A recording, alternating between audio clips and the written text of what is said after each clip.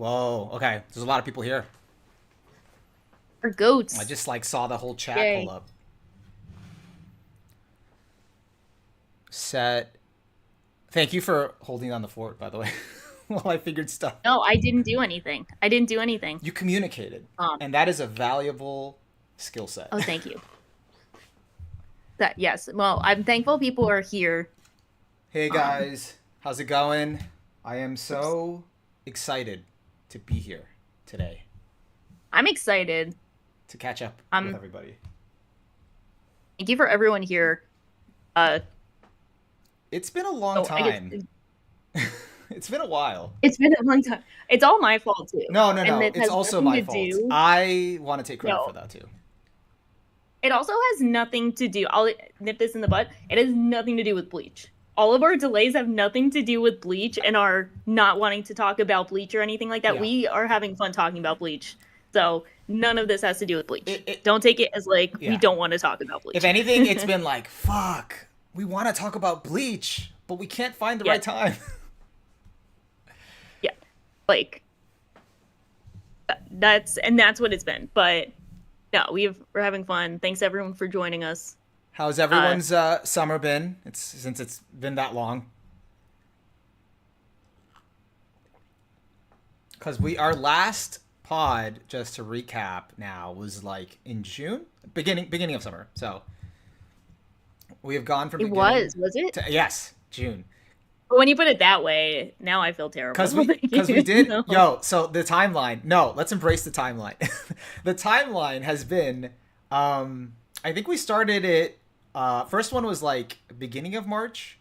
Second one, which is the start of Soul Society, was in June. And now we're Yes. ending Soul Society at the end of summer. Okay.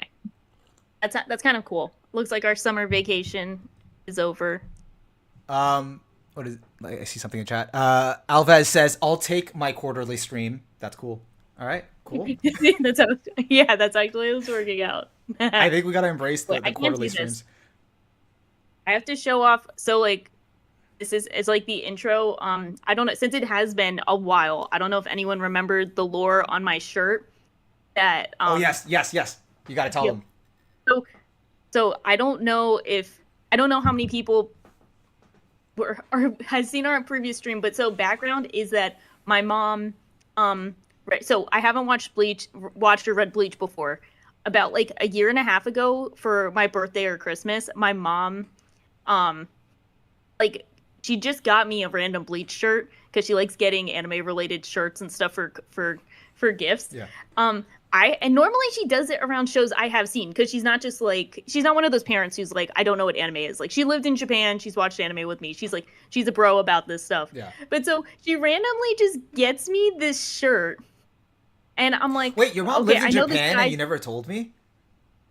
I thought I did. Yeah, No! she lived in Japan That's and she taught awesome. English when she was in her 20s. Yeah, so she'll like just randomly say Japanese All phrases, right. like real weeb shit. We gotta have her Just weeb. guest in the future. This is a separate topic. We gotta She would be interview great. Mrs. Shocking. Yeah, that would be great. She would be a great interviewee. She would probably have some interesting insight too. Um, but so she bought me this shirt and I knew this guy was from Bleach, but I'm like, Mom, I don't know, like I haven't seen this shirt. And then she's like, "Oh, like it just looked like such a gorgeous design. I had to get it for you."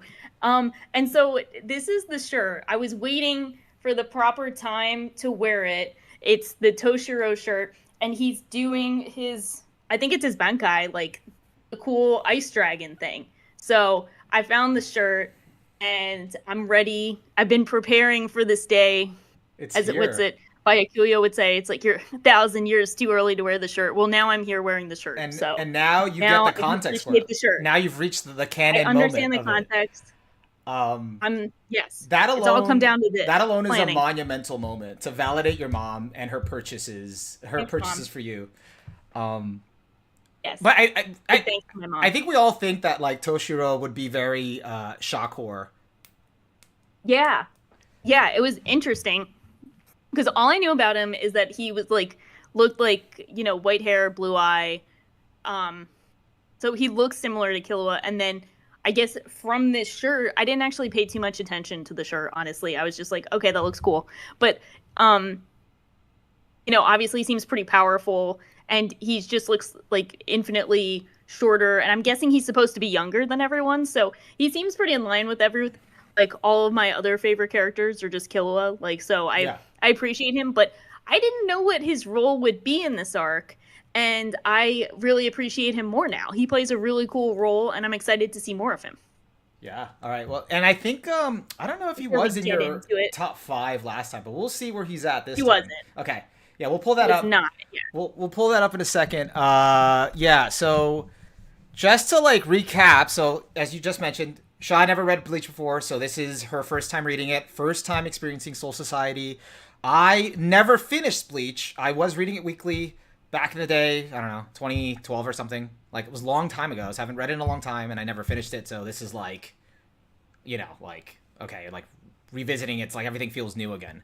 And yeah, so we have reread. Well, I reread. Shaw read the last part of Soul Society, and we have thoughts. But before we get into it,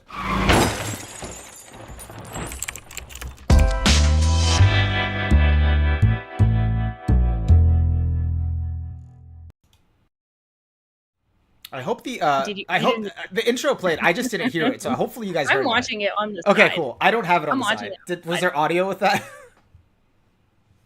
I'm waiting to see. We'll find out. Yeah. No, it did it. Okay. Cool. Okay, so I'm Onimaru. I'm here with Shaw King, and we are glad to be back to talk about the end of Soul Society. Shaw, do you want to like start like, so we left off last time at chapter 119. It was right when Yoruichi snags Ichigo up, and she's like, yeah, I'm gonna have him fully trained in like 3 days, and he's gonna kick your ass. It's training time. Yeah. It's training. Okay, everyone heard it. Everyone heard the car crash too, so that was great. Perfect. Not as much of a car crash as we anticipated, so that worked out. Great. Yeah, so it led off with Yorichi's gonna train Ichigo, and then meanwhile, I think it's very interesting that this whole arc is essentially half of it is a rescue arc to saving Private Rukia, and the other half is, of course, the political conspiracy murder mystery of Aizen. So because Yorichi was off training Ichigo, we got to focus a bit more on like the political conspiracy going on, and that's, I think, what we got to delve into a bit more. And then we got a crazy ride in the process of just, everything that transpired from there on out. Lots of fights. I'm trying to think of a good way. And then, of course, we just get to Aizen. I mean, I know I jumped through a lot of hoops, but like I'm trying to think of like the big milestones. I'm like, that's Aizen. Let's keep our, like, I guess right now, let's do like overall impressions, like kind of general, and then we'll go bit by bit, and then at the end we'll say like, all right, full thoughts on the whole arc. Yes. If that works. So for the first bit, it goes into Ishida versus Mayuri. Yes. And yeah. So that was crazy. And it's the first time we see a Bankai unleashed. Revealed. Is that technically the first Bankai? That's crazy. I think so. Guys, correct me if I'm wrong. I think that's because Yoruichi just finishes explaining Bankai, and the very next thing, that would make sense. We get a visual example. That makes sense. So I have to say, I've seen Mayuri. Let me look it up again. Mayuri's design. I've seen that around a lot. Definitely one of the most, probably one of the most, I would say, iconic or like stand out. Like, I'm trying to think. One of the most unique designs, but also just one that like I've seen around a lot, and I've seen a lot of other mangaka draw because it like left a huge impression on them. Yeah. So seeing that was really cool. I had no idea what their kind of role in the story would be. Like, they obviously look like a very antagonistic design. Like, they look like a bad guy. Yeah. But then it's tough because everyone in the Soul Society, they're not really bad guys. You never really know. Like, some feel more bad than others, but mostly it just feels like a group of people that just happen to be an opposing force. You know what I mean? Yeah, like they just happen to all be part of this everybody's society, if you will. Yeah, like they have to stick to like the expectations and sort of like their duties as like captains, but everyone's pretty, like, when it comes down to it, they're pretty cool. Like, you know, they're pretty okay. But he's, like, actively, like, kind of fucked up. Yeah, and of course, there's so many classic so it's like so many classic tropes. So here's a common theme that like is probably not a surprise to anyone, and it might be like a bit of a water is wet kind of comment or line of thought is like I'm very much appreciating seeing like the origin for so many different types of character tropes that I've seen so many iterations of, but kind of going to one of the OGs of so many different times. Yeah. So like there's a lot of like I've seen a lot of Mayuri type of characters, but it still feels just as impactful going back and knowing like, okay, this is one of the ones that like left such an impression on people that we've seen so many iterations. So like kind of like the mad scientist trope of like the mad scientist who is like, you know, experimenting on people, is such an antagonistic force and is like a natural enemy to Ishida is like just works out so well. Like yeah, like that's a cool perspective to have, because it's like for you it might feel like this like tired trope, but it like, you know, like it felt unique enough, especially for the function that it was used as. And I try and think of it in two perspectives of like, of course I'm experiencing it in real time and having fun with it, but I'm also trying to think of it in terms of like, okay, I've seen this so many different types, I'm seeing the origin, but then I'm also thinking, okay, if I was experiencing this for the first time when it came out, how would I be feeling? Like, would I be losing my shit? And most of the time, the answer to that is, yeah, I'd be like, oh, if I was a kid, I'd be like, if I'm a kid in like 2004, I'd be like, wow, this dude is like the creepiest guy ever. He's so cruel. He's doing all this crazy shit. Like, yeah, especially to like his daughter. Yeah, like his daughter, he sucks and he's like mistreating his daughter. And then of course you find out like how he was like torturing all of Ishida's people, and like his grandfather was one of his like natural, like one of the people he tortured, or I think lastly. So like one of the panels I saved, did I save it? I think I did. I don't know if I saved it. I could pull it up if you want. You know what I did? I didn't save it. You know what? I was reading half of this on my laptop and the other half on my computer. So like, I'm sorry, like I am paying attention, by the way, in case like I look like I'm not. Just was trying to pull something up. No, I sent it to myself. And like the worry with that would be like, you know, with seeing like the originator of a trope would be like, there's been so many versions of it that have done it better that you're just like, okay, this seems primitive at this point. But I feel like, at least me reading it now, that Mayuri was like unique enough, like in what he did, that like he still feels like he doesn't feel dated. Like he was like, oh no, I think it pretty much lands like the effect of like, this guy is like very different from everybody else. This very visceral, like, I'm not trying to think of the best way to put it, but like you have a very visceral emotional reaction to him because he's so overtly fucked up and has like mistreated the characters who are at such a disadvantaged point already. Is it like like Quincy's are already a smaller group of people and he's just mistreating them, and we know how much they mean to Ishida. So like there's such an overt, like, clear cut, this dude fucking sucks, like we need to take him down. Like there's no real room for like question on that. Like the dude, he's got to go. So I think I screenshotted this. We're not getting copyright hit with this, so it's like it's tough to tell, but like you can see the reflection of the picture of Ishida's grandfather getting tortured or whatever. So he's like with the comment like there's not much left of his original form, so you can't fully see what he did, but like you don't need to understand the intense emotional reaction that comes next. Yeah, which is of course and I know going sicko mode. And I know exactly the scene you're talking about because I think I actually just like reread it. So he hands him the image like of the this is the Quincy like I tortured, you know, and he's like, and he kept calling out his grandfather's name. I'm sorry, his grandson's name. I don't remember what it was.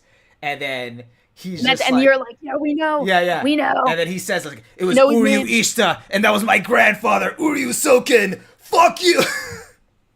Yeah, and then he goes off, and we're like, let's fucking go. Yeah. It's one of those, like, just gets you into the hype immediately. Yeah. I have to call out Pack's really funny comment. Every mangaka loves Mayuri because they're all sociopaths. And I think that's true. so true. like It's he's really like true. me for real. Just like me. You get to, all of these like, and it was really funny. And the like, I think Gege, like when Gege did the like interview with Kubo, I think it's like he said like Mayuri was like one of the first like characters that left a huge impression on him, and then Kubo was like, yeah, like Mahito is like my favorite character of yours. And it's like y'all are just sick. Like you guys all like these gremlin ass characters who are all sociopaths and torture everyone. Like why did you guys? How are you guys all getting here? It's like it's unique. Yeah. Yeah, so Oh, it's like also was like he really carries that picture around with him. Generational generational cruelty. Yeah, cruelty. and that's Yo, when you think about what that, to actually, in do. perspective, he just has it like right in his breast pocket, just like ready to Yeah, like go. why was he carrying that? Like for the off chance that he runs into the grandson, or is he just like chill? Like what is he I think doing? he's like he's seedy like that. He has a bunch of like pictures of all his experiments, just like here, just to reference. Yeah, and I'm trying to think. Um, and I was, it's we're like what at this point we're like 120, 130 chapters in. Like Yeah. I think there's no surprise. Another water is wet kind of comment, but I think these fights are really like further illustrating just like how much of a master of the medium Kubo is. Like the way that he draws, he builds up tension and energy, and the page turns is Yeah. crazy. Of like how he utilizes like smoke, the energy, the space, the air of like someone doing a transformation, and then just drawing the air around them to indicate just how much energy is being portrayed, and the Yeah. movement is kind of crazy. This Like, might be a little no, water is wet, but no, but like no, I actually have a panel that I pulled that illustrates just this. And like I was like looking at it and I'm like this panel like what am I showing here, cuz it's just like so like it's not anything crazy, but it's just like that what you're talking about. Like he captures the energy so yeah, well that I'm like I'm going to pull it up right now. And this might be jumping a little ahead, but it's I here we might look have at it screenshotted too. I got a it's this bunch of these, so scene where Byakuya is like approaching Renji, and then you just don't yes, see anything. You just see Renji's like reaction and like the speed lines of like, oh shit, like he's coming for me. You just like feel that like tension, and he's like in the next very next panel, he's like right behind him. I don't know. yeah. I did like In the his use of meantime, close ups. oh yeah, you got this. Yeah, like the way he conveys speed is crazy because we have a bunch of these of like they had the one with Yurichi and Byakuya having like multiple like after images of them like kind of going past each other and stuff like you're 1,000 years too quick to touch me, etc., Yeah. etc. Like just all of that like multiple times over, and it doesn't feel convoluted. That's what like it could really feel goofy if you do it so much, but like the way he conveys it is crazy. Yeah, yeah. There's like a lot of good uses of just like you said, space and like paneling and like line work. Like there was one that I didn't include because I just forgot to save it. There was like one scene. I think this is much later ahead, but it's not a big spoiler. Where Ichigo's done fighting, and then he feels like he's about to fall over, and so like the panels themselves like kind of curve, invert, and it just Yeah, feels like it's that gives that feeling he's about to fall over of his perspective. I'm like, oh, that's cool. yeah, um, yeah, and it's really crazy to see like you kind of I don't know. It's so weird to say because we've all seen so many different fights portrayed across manga, but it's just like the way that motion and movement is conveyed is just next level, and it's so it's just very very compelling to see. I was thinking about it because I I think there's like you know it's one thing to have like good manga art, like a lot of mangaka have fantastic art or they have different abilities that make you like think about the medium differently or appreciate their creativity just a lot like there's different ways to be good at being a mangaka. Yeah. But I think there are some mangaka you experience firsthand and you're like they once you see their work, you will never forget the impression it leaves. And I feel like Kubo is in that class that Yeah. I'd put in like like when you see like Miura draw something in manga, you're like, Yeah. okay, I'm never gonna forget this kind of thing. Like Yeah.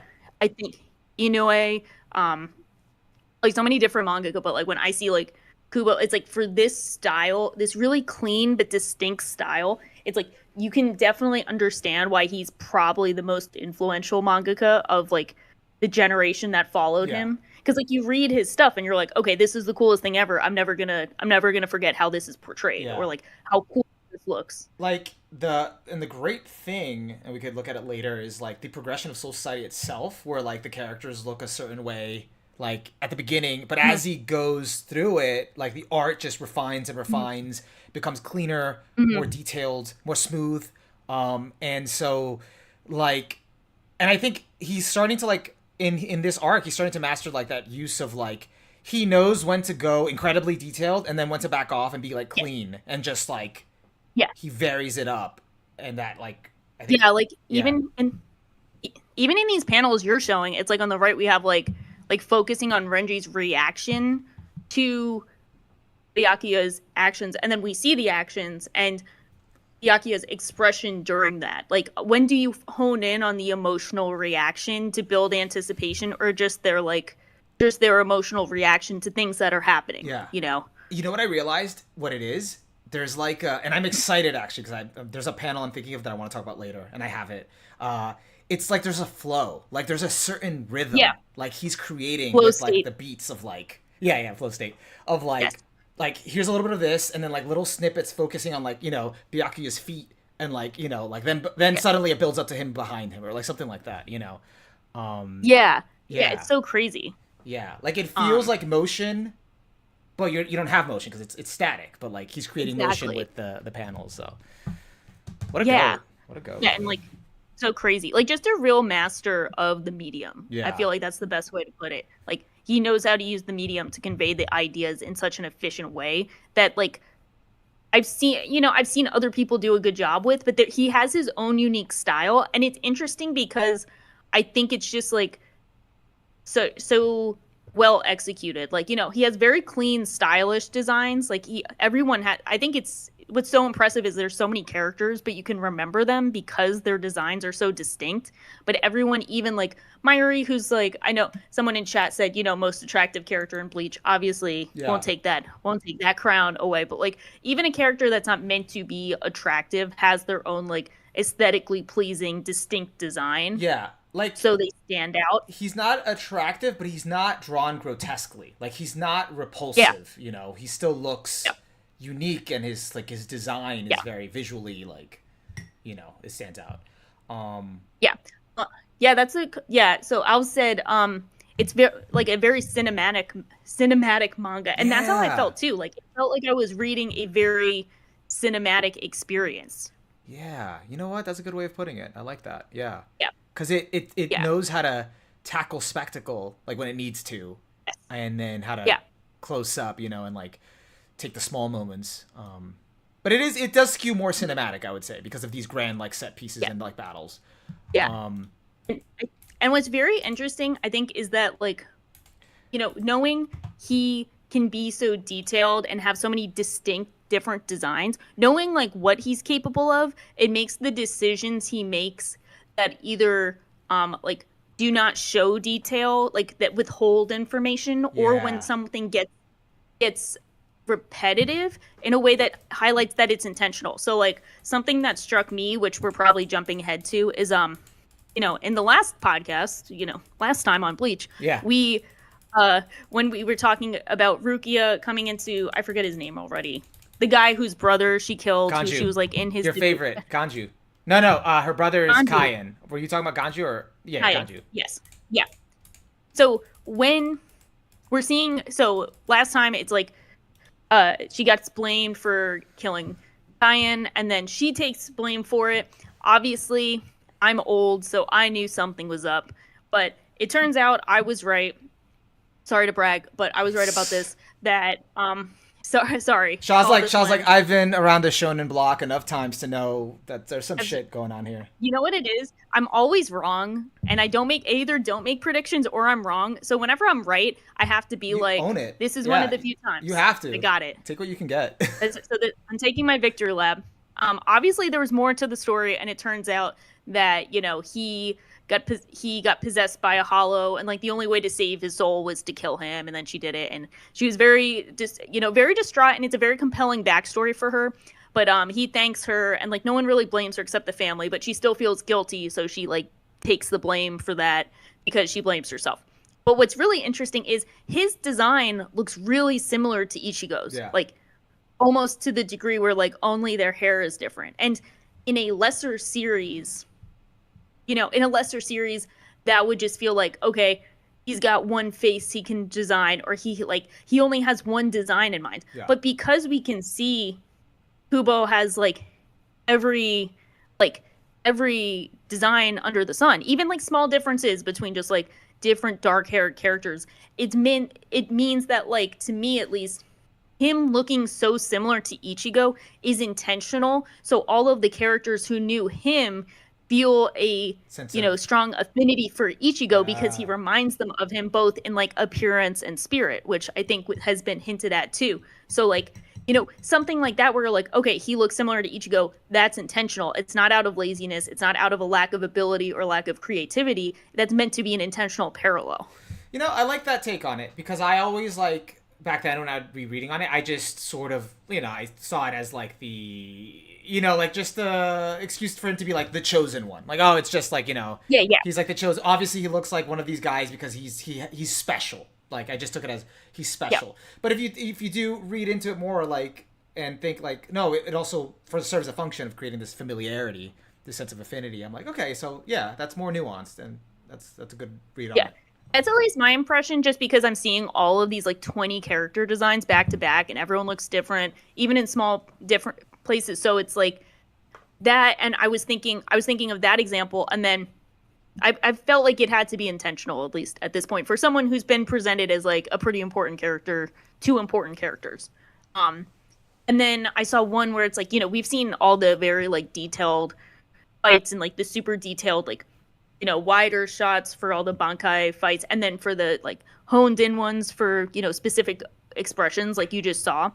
So then when we get just like, we pull out and we just see all of the smoke and stuff, I think in some cases it would be like, oh, a lesser creator is doing this because, they can't handle showing such detail all the time. But with Kubo, it feels intentional because we know what he can do. So it feels more of like the intention to pull back and just leave it like up to our imagination, either for a fight or because like building suspense to see what happened after the smoke clears, Yeah, that makes sense.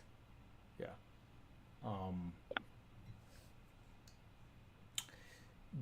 Back so to, thank okay, Pack. go ahead. Sorry, Pack and Radman said, to support my take, even Byakuya mentions this child very much looks like him about Ichigo when they take him back. And then so everyone said he carries a resemblance to him. So let's go. We nailed it. Also, shout out to everyone in chat who has also gotten a correct prediction and feels very happy about it. Yeah. Because we do have to take the rare ones that really work. Yeah. And, it could also, like, in manga form, like, the simplest shorthand would be to make him look exactly like Ichigo. But to them, it's like, he has a strong resemblance, Yes. Yeah. Yeah. The hair color is different. Yeah. He doesn't have his orange hair. It's different. Although there is that one guy in the assistant captain, Shuhei Hisagi, that also looks like both of them. He just has like a tat on his face.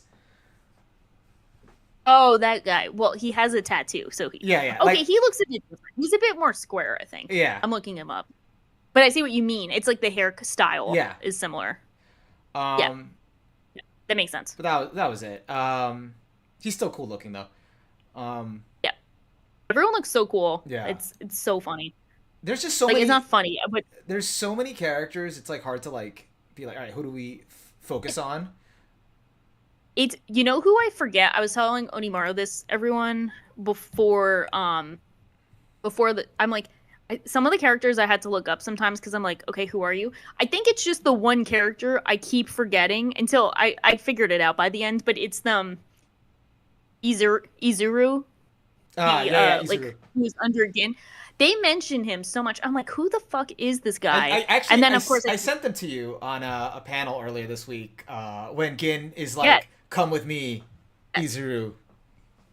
Yes, like he's fucking everywhere, but for some reason I just couldn't remember him. And then naturally he's really important because he's in the trio in that flashback, and then he's following Jin, and then they just mention him all the time. So I'm like, at this point I get it. No, I remember him. I think you're fine. I always forget him too because like He, from the minor characters, I still don't feel like he is as fleshed out. Like compared to the other Yeah. minor characters. Like, he doesn't really have.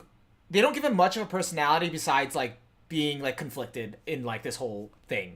Yeah. Like, Yeah. everybody else sort of has, like, a little bit of a, like, a preference, an agenda, like, something that they want, like, even though they're very minor. Yeah, a goal. He doesn't. It's just, like, I'm kind of here, Okay. and I feel bad. Just following. Um, Yeah, it was so funny. So I was like, am I just forgetting characters or is it the one? And no, that's it.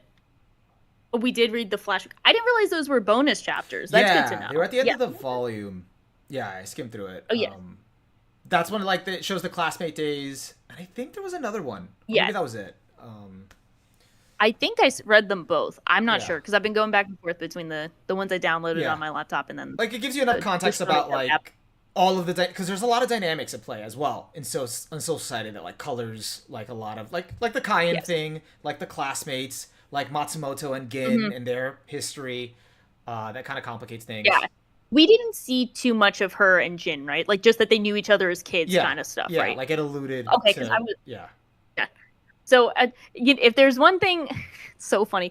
If there's one thing that Kubo's a big fan of, it's obviously childhood friends. Yeah. Everyone's a childhood friend, and I guess if you have a childhood friend, like you're probably getting shipped with them. That's Yeah. just the Kubo way, which is cute. I like childhood friends, but like I can tell. Yeah, I mean, it's written into the main romance in Bleach. It's really written. Okay, I was gonna say The this main is like love this interest is or whatever. goofy. Yeah. This is goofy, but it's me, so I'm gonna be goofy. When I was reading some of the panels of like, let me find it. Where did I send it? I sent it to some. I was sent it before. Where'd it go? It was some of the. I sent it to like. What did I say? Okay. Ichigo Chad When Ichigo comes to rescue Rukia like multiple times, and then they have that, and like, you know, he goes off to train and stuff, Yeah. and like, you know, I was like, yo, if I was a kid, I would have shipped them so much, and then I would have been so mad by the end because I know what happens. Yeah. Yeah. No, when I would have just. when I was it a would kid, feel I like definitely scary. thought there was like an Ichigo Rukia thing. Yes. Yeah, like specifically in this arc. Like yeah, this yeah, arc no, is like very... he's going out of his way to like freaking save her. Like you'd think, like, hey, you know, it's because he like he likes her, like that. Yeah. But yeah, but not like when you read it now, it's like, oh, okay, I get it. But now that I know, I have to pump the brakes. I do want to talk more about that, but at the end, if you don't mind, let's go back to the beginning. The we have more. beginning of the arc, not Okay. all the way. Ishida versus Mayuri, you kind of get his bit of the backstory. Yes. It kind of moves on into like really then it starts really more focusing on Ichigo, like primarily. Like it's back to his training. They fucking cut the execution like time in half again. Like it's like now a day. It's like you had 3 days, now you have 2. He's like, I got this. Let's freaking go. Lock in. We get a little bit more of now like former enemies now becoming allies. Like what you were talking about earlier, they're actually cool people. Like they're like, hey, you know, Zaraki just wants a cool fight, so he's like, hey, you're Ichigo's buds. Let's team up. Yeah, he's so fun. I'm like, he's just like, yeah, we're gonna all fight now. He's such a bro. Renji's like, you know what? Fuck Soul Society. I'm all about Rukia, so let's freaking train together. Yeah. So they train to like both get their bankais, and then that leads to that panel, like which is like because Renji goes to fight. I think that's what happens. Renji goes to fight Byakuya first. Yes, he goes to fight Byakuya. Yeah, he always like viewed him as like the opponent, like his like who he wants to challenge, and I think it's so funny at this point in the series. Like Byakuya is like so dead set on like killing Rukia. He's like, we're gonna kill my sister. I don't give a shit. Like I know he does, but like he was like, no, we're gonna juice her. Everyone's like, why don't you care? And he's like, no, it's the law, dude. That's like, sorry. She's gonna get clapped. That's it. It's so funny seeing Byakuya in 2024 because everyone has just ripped off all of his cool guy lines of like, you're slow even to fall, or like you're 1,000 years too late. Okay, like, I don't want to be mean. I don't want to be mean, but I think he's the opposite of what we were just saying about Mayuri. About like, you know how we were like Mayuri was like a trope originator, and like, but he still kind of lands. I think like what you're saying is Byakuya has been like ripped off so much that now when you look at like the originator of it, you're just like, oh, this isn't as like as impactful as like you know back then. I still think he's cool, but I think he's cool, but also just think it's funny how much he wants to juice Rukia. I'm like, he's like, just like, okay. He's cool. Like, no, I'm not saying he's not cool. It's just like a few of his lines, I feel like, I'm like, all right, you know, this was definitely, like, it plays into, like, I don't know how to describe this, so I might be describing this, like, bad, so, like, let me know, but, like, it plays into, like, that, you know, that teenager that, like, you know, like, has to prove himself, and it's like, oh, he's underestimated by his opponent. It's like, I'll show you, and he's like, you're 1,000 years too early, boy. It's like, whatever you have, that's not the real thing, you know. That's like, that's a disgrace to society. Like, you don't have the real power. So it's like, it plays into like the angry teenager like trying to like prove himself kind of vibe. Yeah, like, I think no, so I like it. But it is also, I think I have just been ruined by the internet, so I'm not going to blame Byakuya, because I know that they're all trying to be him, and they're not him. They will never be him. So I think, so it's cool to see. It's kind of the same. I do have a similar perspective as I do seeing Mayuri, where I'm like, oh, this is the OG. This is why so many people are saying, like, you're 1,000 years too late. You're 1,000 years too early to challenge me, and, like, all of this stuff. And the thing is, he really can live up to what he's saying, which is cool. Like, he has cool powers. He does have the cool stuff. But I definitely know everyone is just trying to be him, and they're failing to live up to it. And in the context of everything, I just think it's so funny that he's being like such a cool. I do want to couch this in. My man Byakuya is still fucking cool. He's got the drip. It's just certain lines, certain pieces of dialogue where I was like, I don't know about that. But you know, like, who else? Who else has spreads like this? Who the fuck else has spreads like this? Like, he has like so many that are like so clean, with his bankai and his bankai's so cool. I just pulled it up on screen. I don't know if you can see it. So it's like, yeah, he's a theater kid for sure. That's how I feel about him. I think he's a theater kid. That's what I. That's the best way of putting it. Yeah. It's such a great way of putting it. He's like, yeah, like, that's cool. That's sick. And Fiber says, by Soul Society standards, he low-key is that angry adolescent aristocrat. Yes. Yeah, that makes sense. Yeah. It makes sense. Oh my god, yeah, that's so cool. Yeah. Yeah, like, I feel like, I guess, like, where I started feeling like, all right, like, it's a little overdone was, like, specifically when he starts fighting Ichigo. And I'm jumping ahead, but we're gonna jump back. And he doesn't believe Ichigo has a bankai, and it's like, okay, it's clearly a fucking bankai.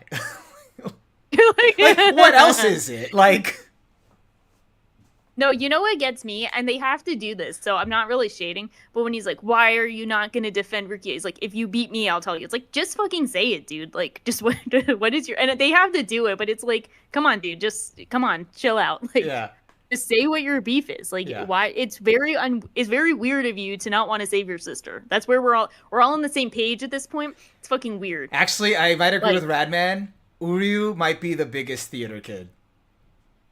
Yes. Yeah, I think that should be a poll that we ask everyone, who's the biggest theater kid in That's the next ranking. Everyone in chat. We're going to call it Bleach Theater Kids Top 5. Give us your top 5 Bleach Theater Kid ranking. Oh my god. Ryu is definitely a theater kid. You saw, like, especially in the first, like, introductions of him, where he's like, you're a Soul Reaper, and I'm a Quincy. That makes us natural enemies. Like, shut up, dude. We don't know you. I feel like that's a good meme in chat. Fiverr says, so extra. Just say your motive, bro. Just say your motive, bro. Just say your motive, bro. That's the meta. Just say your motive. Come on.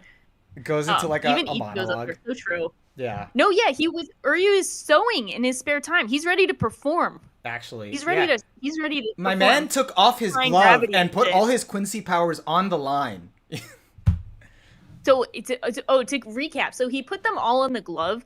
Did he take the glove off, or is the glove still on? Because I know he's gonna fight people in the future. Like, get her, kid, we get it. Like, we know what you're gonna do. Well, he lost all his powers, so okay. Because we'll because he did that later. because he did that, like, he was left without like anything. Gotcha. So yeah, but shonen. So, but for now, like he like pretty much like pulled a move that like took away all his power. Like he put all his powers into that one move or into that one form.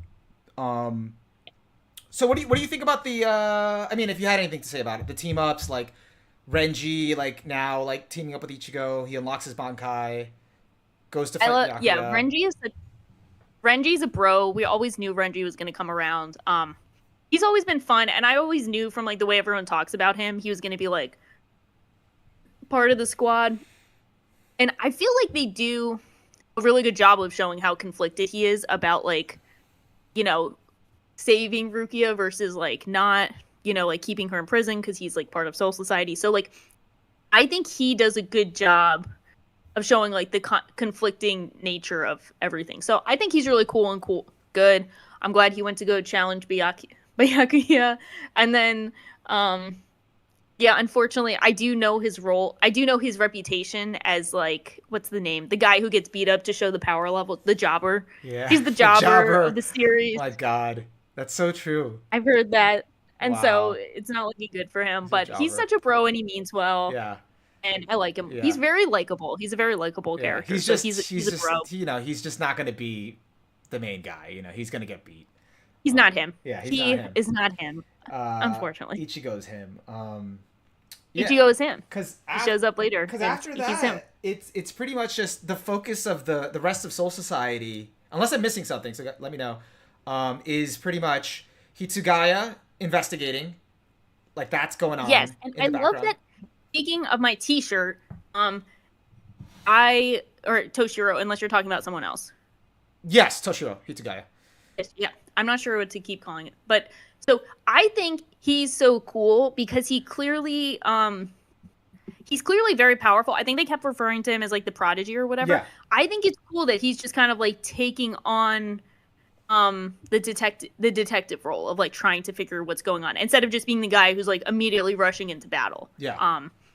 I think that's really cool of him to kind of be figuring out all this stuff behind the scenes. And I have to really praise the way this arc is set up narratively as like two different focuses that kind of help take away from the other, taking the focus away from one to the other to help build tension for the other. So like, for example, all of the focus is on Ichigo and the gang invading the Soul Society, so then everyone is trying to find them. So we know that Aizen died and that people are looking into it, but it's not the main focus because we're like, who's Ichigo and the gang fighting? Like, where are they going to go? Are they going to save Rukia in time? That's our main focus. Then when, and then, of course, Ichigo goes to train and we're like, will he learn Bankai in time to save Rukia? Whatever. So then we're focusing back on the, like, murder mystery plot of, like, who killed Aizen, what's going on. Yeah. Like, what kind of shit is going on in the scene? Like, Momo's getting manipulated at the same time, so, like, that's his weak point. Yeah. Hisugaya's weak point, because then he's getting made out to be the traitor, then there's that whole thing, because she's, like, unhinged. And they have so many players who's betraying everyone who's behind it, and then everyone has their own connections, because everyone is actually, like, co-workers who, like, went to school together, or were, like, childhood friends, so you have characters like, Matsumoto and Gin. Matsumoto and Gin have like their situationship probably, and Matsumoto being like, everyone has like their weird dynamics. Speaking of a failed prediction, I thought Jin was not going to end up being involved in the plot, and he was just the scapegoat for everything. Turns out no, he is as sketchy as he looks. He is a sketch lord. That prediction. When Rukia started describing him as like a snake that she was like always like afraid of, I'm like, oh, okay. I'm like, yeah. So I'm like, but she thinks he's a snake, but it's too obvious. He's not. No, it is. He is just a snake. So okay, good on that. So while we're focusing on this and how it looks like we're not going to find Aizen, and it looks like Rukia is set up she is going to be executed, and they build up to that perfectly, then the focus shifts back to Ichigo coming out to save the day. And it's like, because we were focusing on everything else building up to that, we were like, in the back of our minds, we're like, is Ichigo going to save her? Is he going to finish the training? Is he going to do that? And then he does. And like, it's predictable, but in the most satisfying way possible. Oh, like, so are we getting to that part where he like shows up at the execution? The Ichigo does. And he does that, I think, before the Aizen thing. Well, I just gotta say, like, that panel was so satisfying. Like, if we talk about, like, hype buildups, like, rereading it... Craziest thing. Well, here it is. Where, like, she's just, like, regretting her life, like, flashing back on everything, and then all of a sudden, Ichigo's like, hey. Hey. Stopping the freaking 1,000 Zanpakuto Sokyoku like it's nothing. Like with the back of his sword. Like, I have I think the way my phone... I pulled it up. Presented. Oh, you did? Yeah. Okay. I had to save this. I was like... It's like... Because my phone is... both between my phone and, like... My phone and, whatever I was reading on, it didn't capture the spreads as well, and I was like, damn it. Like, this is peak. This page turn is peak of, dude, like, it's such a good page like, turn. that's how you make an interest. Yeah. I was actually torn because he did 2 versions of this. This is the OG, like the original, and then he did a chapter cover, which was more detailed. But it doesn't say, hey, it's just a chapter cover. Let me see if I have it here. In the original, apparently, he says, yo, another John Weary. I know it's not him, but another John Weary terrorism from official translations. Yeah, the other one saying yo is so much better. Yeah. Yo. You know. Yeah. So I was like between the two. He's so cool. But I love the casualness of like, hey, like, what's up? So peak. This is so peak. It's so cool. I was just and like, yo. It's so hard. Oh, look at that. Rah. Look at that. He looks so sick. Dude. That's cool. Dude. Like, oh my god. Yes. 2000 Viz was the weary of its time. Dude, it's like, how can we escape? How can we escape? I don't we need the drip translations. D5TG, I'm glad that my shirt ended up being your favorite character. I am too. I'm so glad twinning on that. And I'm excited to see more of him. We got a bit of him, but I'm excited to see more. Let me see.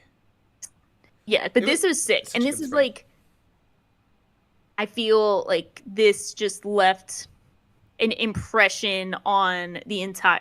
I don't know how to describe it. It's like, this is just a generational impression. Like, I feel like if you're a kid or you're a mangaka reading this at the time, like, you're never going to forget how cool this is.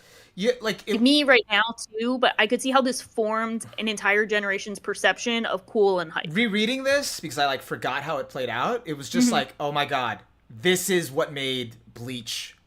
Like, it was moments like this, specifically this moment and moments like this, that it built up, that was like, oh my god, like, this manga, like, knows how to capture hype. That was just so good. Especially, like, this scene, too. Like, there's a scene where he, like, freaking takes, and how the panel is drawn, he just takes his Zanpakuto and just stabs it into the scaffolding. Yeah! I have it up now, too. That was, like, another, like, super hype moment. And everybody's like, no way! No! He can't do it. Destroying everything. It's like, no. I also have to say, because I feel like there's not a lot of yes, this is it. It just showed up on screen forever. Yeah. Yes, this is it. Peak hype. I feel like also, you know, in a lot of discourse, you know, we could say, oh, it was like fun, it was hype, it was whatever.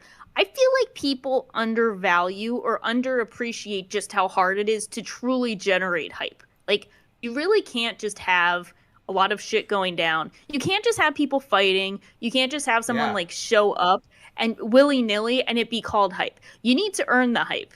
And I think Bleach earns the hype for every scene it has. You know, you see enough action series and you're like, some of them nail it, some of them don't, but like, there is a real art to hype, and I think Bleach is like I'm so founders of glad that. like you're wording it because it's like that's exactly like how I felt like rereading this. Yeah, Like even knowing like what happens and whatever, but just the fact that I could reread these pages and I can feel in me the emotion being generated and I'm like, yes, "Oh shit, like this knows how to do it." Because you see so much yeah, stuff nowadays where you're like, "Oh, like it's following the beats, it's checking the boxes, but like I don't feel it. Like it's just yeah, yeah. um Yeah, and especially like we're talking, I'm even comparing it to a lot of series that are like in motion, like an animated series or a TV series or like a movie. Like they have so many advantages of like sound, audio, audio, like visual effects. Like they have the cues they can give you to be like, this is when you're supposed to feel hype. They just have like pages and like it's a static image, but they generate so much more movement and feeling just for being like there such a perfect vision. there's one other, and we're still gonna get there, but there's one other panel, and it's the way it was built up in manga form that I think is crazy. I think it's phenomenal. Yeah. I don't even think I realized the magnitude of it back then, and now I'm like, I think I might become a Kubo scholar. Just like We might. I'm gonna become. What are the okay Bleach chat? Actually, cool. Actually, way to refer to chat. How do we refer to ourselves as like what like a Kubo truther? Are we a Kubo truther. Uh, you know Kubo what? truther? Yeah. No, there's maybe. I like that though. Hmm. Kubo truther. Kubo believer. We're believers now. We've been converted. Kuboologist. There it is. Kuboologist. Yes. Go. Kubology time. Kubology. I It's a new dude, pseudoscience. if I was like a Bleach fan, and I've like always had, if I've always been like this, and I just saw people being like, it's nothing but like hype and it's cool. It's like show me how easy it is to make hype. Show me the hype. I'd be Bro, so annoying. when we finish our like Bleach arc, we should just be like, we just finished getting our PhDs in Kubology. That's gonna be the last podcast. Joining Kubologists. But But like, it's but like like, I but do chat, but appreciate it chat so much. needs to approve. Like, they need to like look at our They need to get thesis, and yeah, they need you to guys will like, grade us. yeah, You guys are wait, oh my god, we could do like a real like thesis defense where yeah, we both have to go up and then chat has to be like great. They have to ask us questions. yeah, Like that's what they do for like thesis defenses. Like you present your thing and then they have to ask you challenging questions. yeah, That's gonna be our last podcast yeah, on Bleach. I'm yeah, so excited. and then certified Kubologists. Yeah. Whether we get cum Yeah. laude or magna cum laude, I'm bringing Beach Kubo Latte. cum laude. Um, So I'm gonna be so annoying. I mean, I already am probably gonna be annoying, but like I'm gonna be more annoying. But it's just like I don't know. I don't.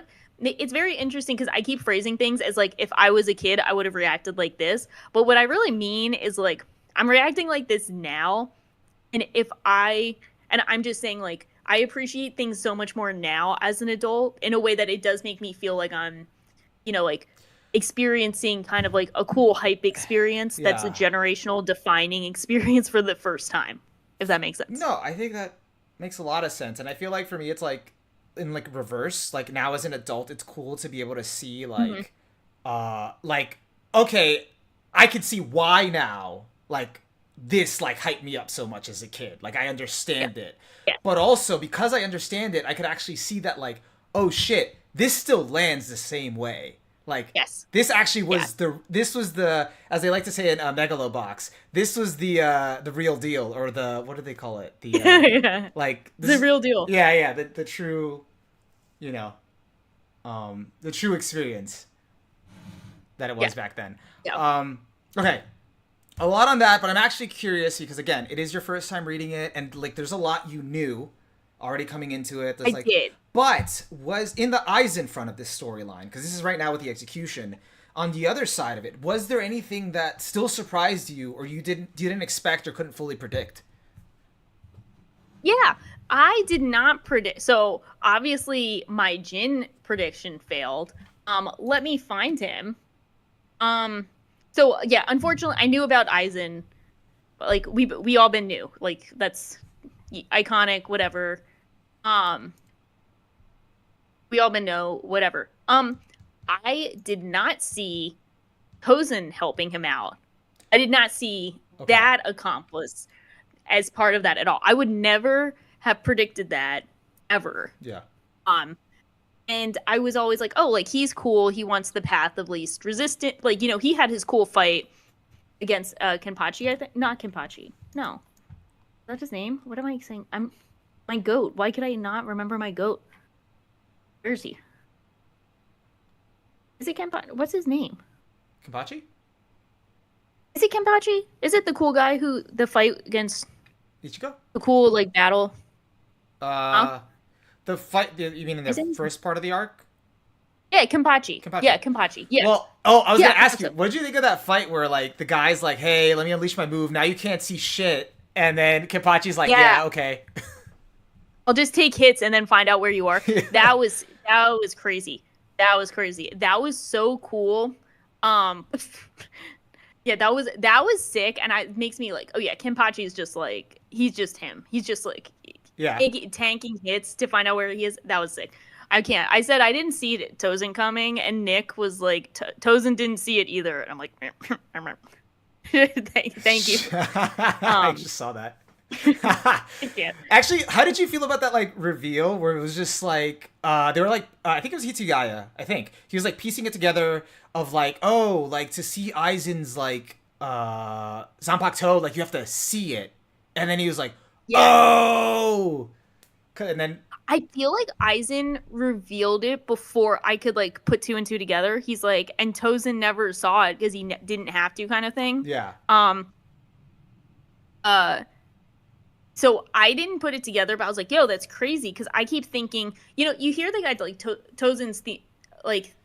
It's not, I've heard it before, but you always kind of think of them as like the dude who doesn't want to engage in too much violence. And he doesn't want to fight, but he will because he thinks it's like the way to save more people, whatever. You always kind of think of it as like, oh, he's closer to being a good guy than bad guy, even if he's fighting characters I like or the good guys. Yeah. Like he has like some kind of moralistic, like, you know, path. But then finding out, oh, like, no, he's betraying all these people and he's helped kill all these guys. Or like, okay, what's really cooking? Like, what's going on?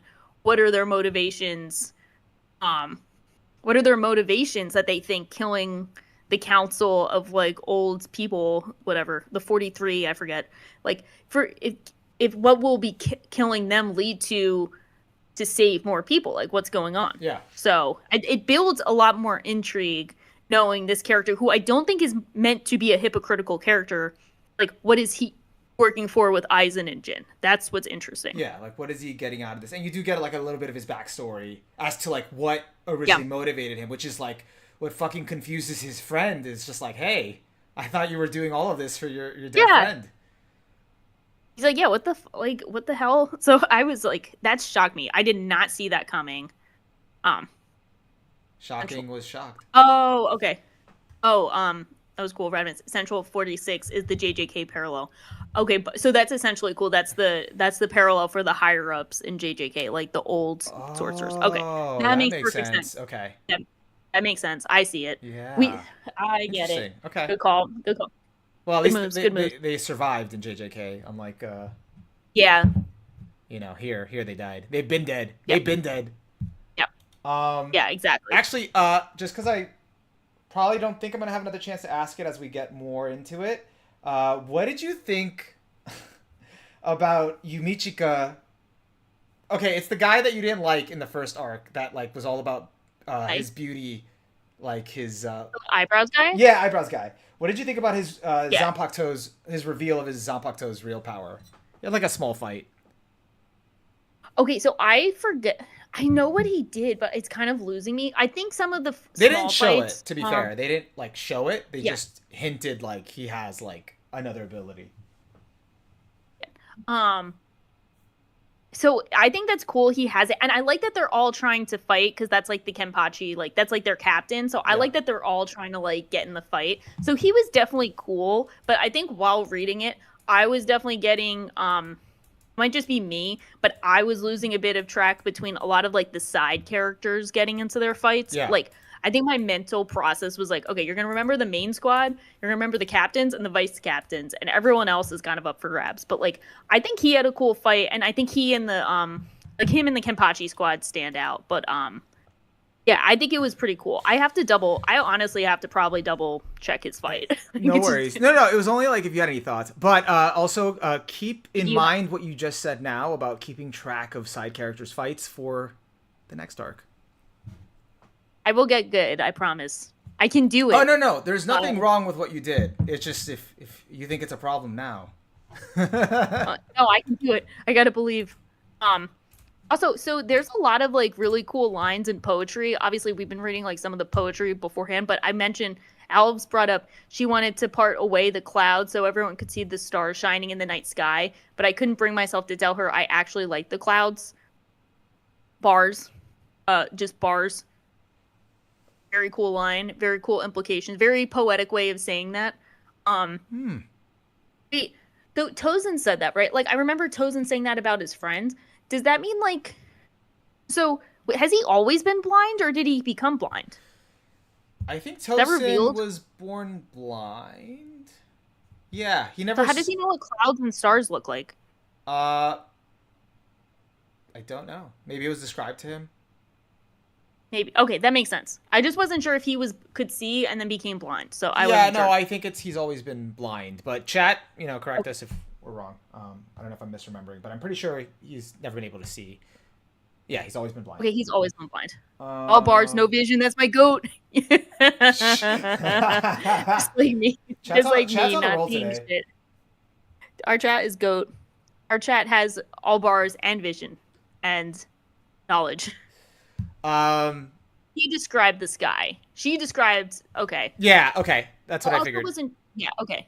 He liked the clouds, presumably because they gave him shade, and probably because his, the clouds are obscuring things. Like he's probably, his vision is obscured. I'm not sure. Okay, that makes sense. Also, Tozen has like such a great design. Like, he's just got. He has a really peak design. Actually, he looks like. It's great. Like, there's that one scene where he's approaching Ishida after like Ishida just Uryu finishes his fight with Mayuri, and he's like beat up, like he's wounded, and then Tosen just comes out like all slick, like sorry, you can't go any further. It's just like, yes, like the drawing of him like was really really cool, really on point. And he just gives you this like Ishida just beat him, he miraculously survived, and then you see Tosen, you're like, oh shit, yeah, it's over. Yeah. No, it's done. Like Tosen genuinely looks like he could fuck you up. Unfortunately, with the Zaraki or Kenpachi fight, that's proven to not be as true, but if it wasn't Kenpachi, he would fuck you up. Yeah. Tozen looks great. Another water is wet comment, but Kubo knows his character designs. They definitely are like I don't know how to describe like Kubo's style, because I feel like just calling it like stylish and sleek doesn't really do it justice, because I feel like that could apply to so many designs, but it's like he really just has a good eye for like style, but also just kind of like conveying like the different like personalities behind characters as well, without sacrificing any aesthetic quality. Yeah. So like Tozen is a character who from the limited I wish I had a Tozen panel that I could accompany this with, but I don't. I think I don't have one. Yeah. Tozen kind of reminds me of like from what I've seen, I could be wrong, it's like Rossio, from Gurren Lagann. Oh, okay. Yeah. Yeah. So he's kind of like a very like straightforward, like I will sacrifice some to save him, like that kind of like straightforward guy who's like, very strict, stern, has their own moral principle, and they can look very like kind of boring, so to speak, because they don't have like they could be defined a bit more by their moralistic characters, like being like super uptight, being super straightforward, so like that kind of stuff. But Tozen still looks stylish in the process. Tozen looks like he could be like a fucking musical artist throwing like a concert. Like I don't know, he just looks like he looks stylish, but like he looks like he'd be on an album cover, Yeah. And it doesn't. Yeah, it's interesting because like. But I know. Like I think what you're trying to like describe it in a way that just doesn't like, just say hey, like it just translates to he's stylish, because we've already kind of like covered that. Yeah. Like, Because what does stylish mean per se? Like, what does stylish mean in the grand scheme of things? And I feel like for Bleach, stylish means that everyone has their own distinct look and aesthetic, but that also matches and it's cohesive. But like, they're visually engaging to look at. I think like the idea of their personality is taken and like it's given the proper like visual that still represents that core aspect of who they are, but makes it look visually appealing. I like that's my attempt to try and explain. He's never gonna like if a character is boring, he's not gonna draw them looking boring. But if but he's still gonna make them stylish enough to exist in this stylish, exciting world. But if a character is very eccentric and very out there, he's gonna like dial that up to 11. Yeah, like Mayuri. Yes, like Mayuri. Like Mayuri and Tozen existing in the same series. Mayuri obviously kind of like the batshit crazy mad scientist character who looks crazy and looks different from everyone and has their own different like ideals, goals, personality. Authentic, but stylish. Authentic. Like authentic. He'll take like the idea of like what represents them. He won't sacrifice that, like you said, but he'll extract like the maximum, like the best like way that they'd look. You know, like if like what you're saying, like if this character could look a 10 out of 10, what would that look like? Yeah, that's a great way of putting it. Like that's such a good way of putting it. He's like, you're gonna be yourself, but you're gonna be the coolest version of the coolest version. 10 out of 10 version of yourself. Yeah, I like I like that. Yeah, like that. I think we cracked the code. Chat, we're bad at like writing these things down, so write it down for us. Show us the receipts. Just Weebs. Good thing we're recording. Best one-liners. Yeah, chat. Oh wait. Oh, so if you have something to say, jump in and say it. Not that there's like a timer, but I want to like move ahead, but I also don't want to forget anything, so we can like wrap up. But I do want to get back to, and I think this is just going to lead to like the end of the arc. But the execution scene with Ichigo coming in to save the day, and now it ensues in these multiple battles. Gen Ryusai versus Ukitake and Kyoraku. Fucking badass. Like, if we're talking about hype, like, and he's like, you know, like, they're fucked. Yeah. And they're still gonna fight for this.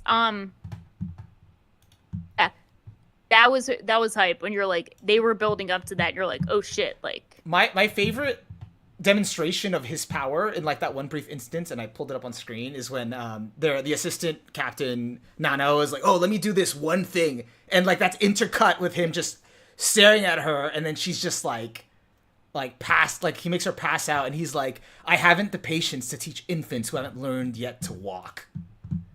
That's like, and you're like, of course. I don't know about you, but that is the coldest line in all of Bleach so far.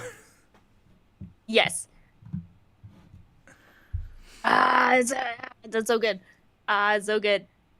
It's just like, I'm pretty sure that, you know how like power scalers talk about aura, and like aura has become such a buzzword for like people being cool or attractive looking or whatever. I think Bleach is responsible. It can't be blamed, but it is responsible for the impression of aura because they dedicate so much time to showing the character's aura making an emotional impression on people who cannot handle it. And this is just like it in a nutshell. Yeah. Like, nah. Like we've seen it was over. Done a lot, but I guess I want to frame this as well, like what we've been saying this whole time of like Kubo knows how to like pace, like sort of like builds up the tension of like how fuck they are, like facing him, like what they're about to face by showing us this, and then it leads into like the next stuff, which is like him like summoning his thing, and it's like, you know, like Ryujin Jaka, and I'm like, oh my god, like. Yes. Like, there's no fucking way. Like, the power scaling just shot up. Yes, like, and you don't need anything else to be like, yeah, this dude's the most powerful. Like, we just know. We know. Yeah. Like, we get it. It's a good thing Ichigo, like, it's a good thing they're the ones holding him off, and not, like, you know, like, Ichigo's, like, concentrated on Byakuya. I forget, can you refresh my memory? Because I feel like I should know this. He looks so cool. Why are they so dead set on holding him off? Like, why are they invested in not fighting Rukia? Because they know that something else is going on. I forget what the details are. So the two guys just don't agree with the execution. So they're all for like, you know what? Yes. These guys are already interfering. Let's fucking help. Like, let's like jump in. Okay. Or so like, they were already. Or they already had a plan to do it because I think they were setting up to do it anyway. But now they're riding the momentum. Okay. And one of them is Rukia's captain, I think, of her leader, her group, I think. But then the other guy is like his bestie, I think. Yeah, like he used to, and they also were like, again, that classmate, like that the shared history together where they were always boys, and they kind of like they always had like different approaches, but at their core, they were similar. And I guess you could tell by their the design of their blades. They're both the only dual bladed Zanpakutos in Soul Society. Yes. Okay. That makes sense. I knew one of them was her captain, and Yutake is her captain. Okay, that makes sense, and that's cool. And I like that we get the initial impression we get of all this is that people are going to follow the like laws of Soul Society no matter what. So they're like, okay, bye, Rukia. Oh. But now you can see like the cracks, and everyone is like, you know, okay, actually, no, we're going to try and save her. We're going to do this. So I think that's really cool. And also to point out, Alves says they're his students, so there's also that, and they think they're the only ones who can hold him off, which is. Yeah, if like there's anyone that can, it's probably them. Okay. There's best students. Yeah, that's cool. That's cool. That makes a lot of sense. Also, I think it's in this fight. I think also I really like this line, which is more not like as cold, but thematic. Which is when Genryusai says nonsense because they're arguing with him, and he says like nonsense. No personal justice takes precedence over the world's justice, which is that was the whole arc. Ours. Yeah. That is the arc, and that's obviously going to be a bigger line later down that we find Aizen and Co. apparently do not agree with that, so that's going to be interesting. No, not at all. So there's so they're the two best captains. So are they not to get into a bit of power scaling talk? Are they the two most powerful captains? Or are they just like bros? Oh man, that's tough. Like I don't like. This is also where, like, I started, like, losing track of the power scaling. Like, I had to double check on, like, for example, like, the moment, even though as badass and as hype as Ichigo stopping the Sokyoku was, I had to stop for a second and be like, wait, that's 1,000 Zanpakutos. How is he stopping that? Like, okay, wait, hold on. How powerful is he? And then I got an explanation for that, so that's like, okay, I get it now. Okay. That wasn't at its, like, he caught it at a moment. He's super fast, so he caught it at a moment before it was fully charged. So... Okay, cool. Okay. That's explained. That makes sense. But as for them, I think they're the strongest captains. Because they don't, like, really tell you, like, where is Byakuya in comparison to them, you know? Yes. Yeah. Yeah. We will find out, hopefully. Oh, it's a million Zanpakuto? Holy shit. Well, that makes more sense. Yeah. Don't worry about the power levels too much. Okay, I will attempt to. I'm not a big power scaler, but I do like knowing where the line is drawn. Yeah, so it doesn't reach like the line of absurdity. Well, no, I just like knowing when it's like, I don't know. Also like curiosity, like, okay. I mean, I think it's valid to like know, because like if you're seeing him train and then like he's like now like head to toe with this guy, but then you still see Genryusai and you're like, wait, if this guy steps in, is he even gonna be able to take him? You know, like. Yeah, it's more about them fighting each other. Like,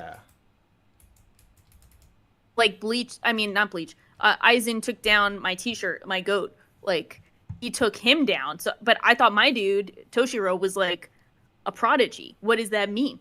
Alejandro says... What is it like? What does him... Alejandro R says, and my friend actually did tell me this the same thing last night. I do think in this final section of the arc, the power scaling just gets fucked and it never gets back. Actually, no, my friend didn't tell me that. He told me in the last arc, it gets fucked. Oh, yeah.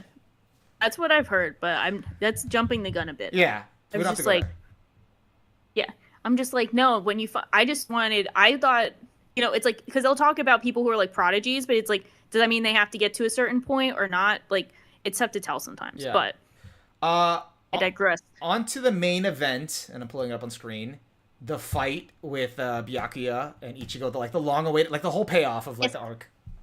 I love how they're like, yo, this is the fight. We've been waiting for this. Like, this is it. We're here. Rematch, you know.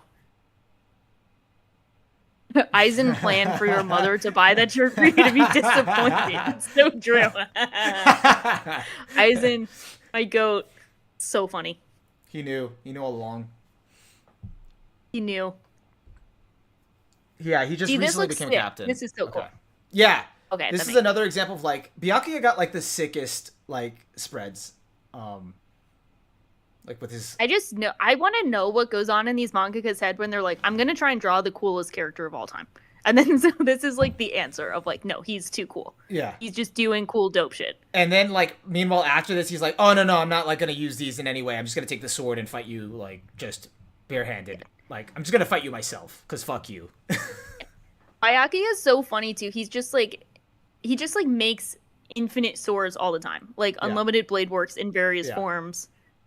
And also turn them into like sakura petals. I wasn't sure if that was a thing he actually did, if that was mentioned or not, but he just got all of this like. Well, this one is the one he doesn't turn into sakura petals. Okay. Yeah, this is that was the other one. Yeah, Kageyoshi. Yeah, that was. This early. Is the one where he's like, oh no, don't worry, I'm not gonna turn these into sakura petals. I'm actually just gonna fight you with a blade, cause fuck you. Yeah, unlimited blade work, domain expansion, unlimited blade work. So like that's like literally what we're seeing. Yeah, because it's like I think this is like this panel. Well, not this panel, but like this part of the fight was supposed to like signify like, okay, boy, you made me get serious enough that I'll get my hands dirty, like fighting you. Yeah. Yeah. Is this the one where he's like, only 2 people have seen this? I wonder who the other person was. Who was the other person? We'll find out probably. We'll find out. He just looks so cool, and he's got all the swords and shit. And like, I know I took a bunch of screenshots of this. Shuki also has one of the only good Viz translations, aka Last Sight White Emperor Sword. That sounds sick. That sounds really cool. Actually, that is a good point. Who would be the other person that saw it? I'm asking too many questions of like, no, not like that will probably be revealed. Yeah, let's punt that for the later. Let's punt that later down the line. Yeah, okay, so like let's focus in on like, so what did you think overall of like this, like the Bankai? Actually, this is the first time we see Ichigo's Bankai, so big moment like for this fight. Yes, very cool stuff.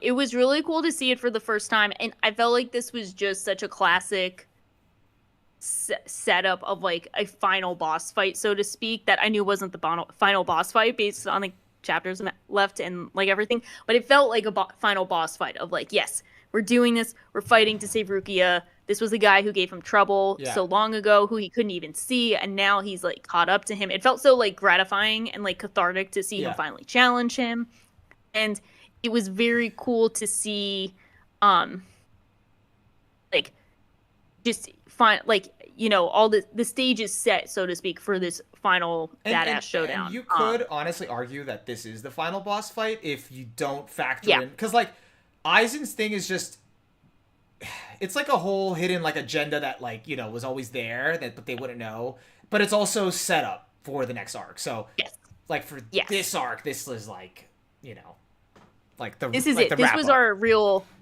final boss fight. I'm going back to look at the Bradman was great and sent me the like colored versions of everyone to see everything. So I'm looking back at it's so colored so well. We'll have those for the next arc, like just all colored. Yes. Sick. So I think that was great. I think that was really interesting. And it was cool to see. So I need to recap because I feel like a dumbass.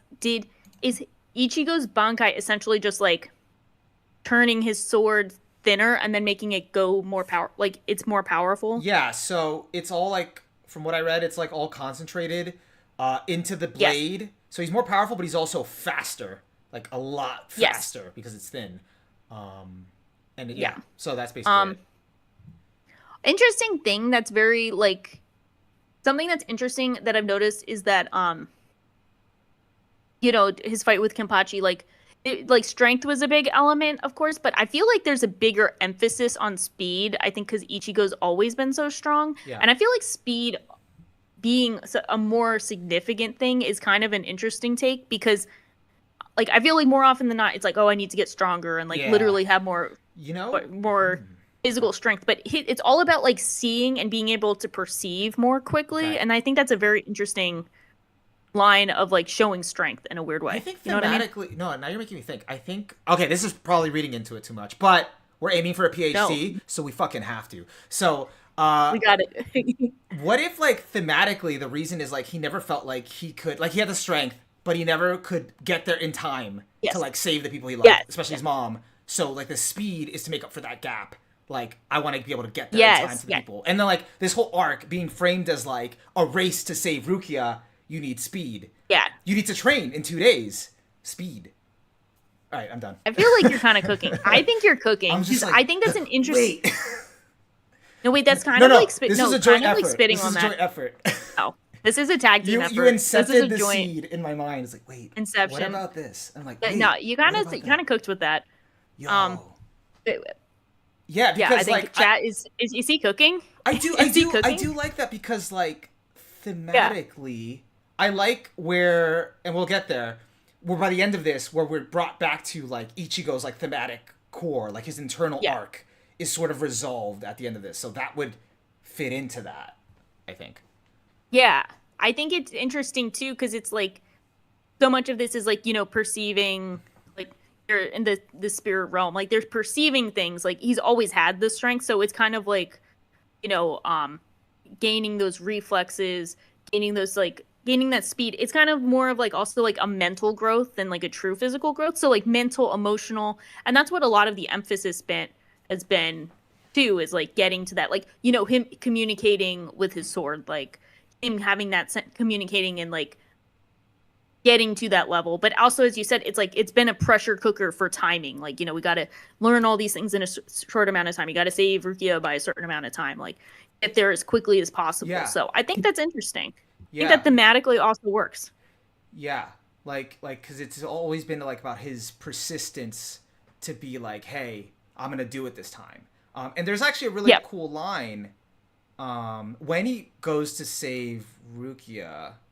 Like when he first shows up, like he shows up again, and she's like, "No, what are you doing? Why'd you show up?" And he's like, "Hey, this is my second try at trying to save you, and I'm gonna do it this time." Yeah, that's a great point too. Like, there's so many attempts that have been like attempts and then failing, and it's like doing it over again, like racing to kind of improve and make it back again. That's interesting. Yeah, I like flashed through some panels I wanted to talk about later, but I was trying to find the one. Cooking. Crap. Categories cooking. Ooh, yes. Okay, cool. Okay, that's that. I do want to like go back to that, but that's like at the end of the arc. Now, after all the waiting, should we talk about Aizen? Aizen, my goats. Predicted my t-shirt. Oh wait, yeah, no. I wanted to talk about I want to talk about the hollow thing. Oh, okay. Hollow yes. thing. Like so obviously a major aspect of the series. Whoopsie. Well, but like that's still within the whole Aizen thing. So like I think we're not. Is that in the Aizen thing? Oh no, you're right. No, you're right. You're right. So I'm thinking of Aizen offers an explanation for it, but before that, in Byakuya's fight, you're right. He holifies. He gets slit. So they've been hinting at this for a bit. Yes, I want to talk about this actually. What do you think? Go. Like as like you've been getting these hints since like the first part of this arc, since like the very first arc, like with the mask, with like what's going on here. What do you think? And how it keeps finding itself back to him, kind of thing. Yeah. Like, oh, he got saved by that. So it's so interesting that it's like obviously the hollow is like him holofying, like becoming more of a hollow. And I believe that happened because of like stuff in the beginning of the series, right? Like that was where he like, or no, it was part of the training. The Urahara training where he had to like almost holofy, or he was holofying. Yes. So it's very interesting of like, it's an interesting, you know, we've seen a bunch of different iterations of the type of, you know, like, going berserk mode. I consider it's kind of like in that vein of like going berserk mode and like giving over himself to his hollow side. So like it's kind of like when shit hits the fan, it keeps resorting to the hollow side that will take over and give him strength, but then like he loses his autonomy. He doesn't even have a name, so like he's not being Ichigo, he's not himself. It's just like giving into that. So I think it's an interesting struggle, an internal power struggle between himself and being strong on his own terms and being taken over by the hollow that will give him more strength, which is my essential reading of it, but it's interesting that we keep seeing like so many different times of like, oh, he would lose if he didn't have the hollow thing. Like the hollow keeps fighting his way out more and more. So it seems like only a matter of time before he takes over completely. In which case, it's like, okay, now what? And like from a story perspective, like, do you like this? Do you find it interesting? Do you feel like, oh, all right, like, you know, this is more of the same, like, of kind of, you know, I don't know how to describe it, but like how do you feel about it? Like, just. I think it's cool. It's an interesting thing. It's an interesting point of tension, like consistently going beneath the surface, because we have seen, you know, it's every time, like, I feel like it's a very classic battle shonen trope of like, you get extra power, but at this cost. And, you know, you see that so many different times. And this one is interesting because it's just kind of rippling beneath the surface all the time. Like, we always know it's there, but it's also been implemented in so many different small, subtle ways. Like, oh, if this mask showed up and stopped you from being mortally stabbed, we're like, okay. And he's like, oh, but I threw it away. How'd I get back here? Like, so many small things like that. So it seems like a matter of time before it's like slowly building and like taking over. Thank you, chat. That's what I was trying to allude to. Inner demon trope. So I felt like it's something that's like kind of cliche, like it's been done, and I wanted you to like how you felt about that. It's fitting. You answered, yeah. What do you think? What do I think? I think it's cool. I think it's sick. Yeah, it's cool. It's a cool design. No, I think it's cool how like the Hollow's able to activate like abilities that Ichigo hasn't learned yet. Like he's like, oh, he doesn't even fucking know how to use the sword the right way yet. Like, boom, gets a good Tensho. You know, like. Yes. And then Byakuya, who like literally learned about it like a second ago, he's like, whoa, a black Getsuga? What? Yes. Yeah, like it's like, wait a minute. It's very interesting. And it makes sense too that like the price for getting strong quicker with the training that he went through is also this like ticking time bomb, so to speak. It makes sense. Yeah. Do you think like it in a way like it leaves like, do you think like there's been some allusions to it like that Ichigo is sort of like a special being? Like, do you think that's what he's trying to say? Like he has something about him specifically? Yeah, I mean, it's going to be interesting to see how much of it was from that training or how much of it is like Ichigo is special, but he just needed to activate certain conditions to activate how special he is. Yeah. Because that feels kind of like inevitable. Yeah. Because during the training specifically for his Bankai, like Yoruichi's commenting to herself of like, oh, Urahara, it's like you said, he might be the, and then like she doesn't finish the sentence, or like he has the whatever. So they are alluding to like something. Yeah, like the thing. He's the thing. He's the chosen one. Yeah. He's him. And I like that Ed Alps has a good point. It also just really fits in a series like Bleach that's all about your literal soul and introspection. Yeah. Strength comes from looking inside yourself. Yeah, and that sounds great. And I love the content that they had of him like inside himself training, and like the Hollow is just kind of like there, like trying to take over, but like also teaching him about himself. Like maybe it's going to be interesting because obviously he's probably going to get taken over again. Like how much can he fight control, and how does he get control back? Yeah. That's going to be the interesting point of tension. And actually, I just thought of another question. What do you think now, like in the context of like now seeing it from Byakuya's eyes? Like this is like a captain of Soul Society. Like they're very black and white. Like they're very like, you know, like we got to kill Hollows. Like this is bad and all that stuff. Seeing like a character like Ichigo who's already like they don't expect much of him. He's an intruder or whatever. But now he's like tapping into like Hollow powers. Like they're probably gonna try and kill him. Yeah, they're gonna be like, you're done. You're done. You're done. No, they're like we didn't like you to begin with, but now we really don't like you. Yeah. We don't like you now. That might have been like a water is wet question, but yeah.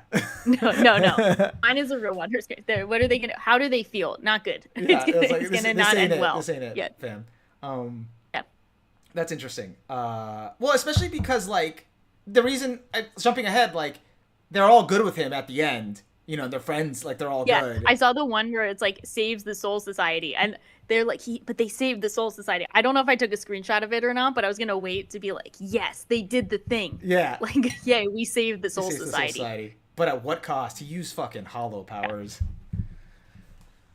And it's like, it's gonna be interesting because it's not like he's super accepted at this current point in this panel, but like I don't know what they're gonna do, because I also don't know. I mean, obviously there's gonna be more Bleach, but it seems like at the end of Soul Society, they're kind of like, okay, bye, you're back in your world, but like obviously job's not finished. Yeah.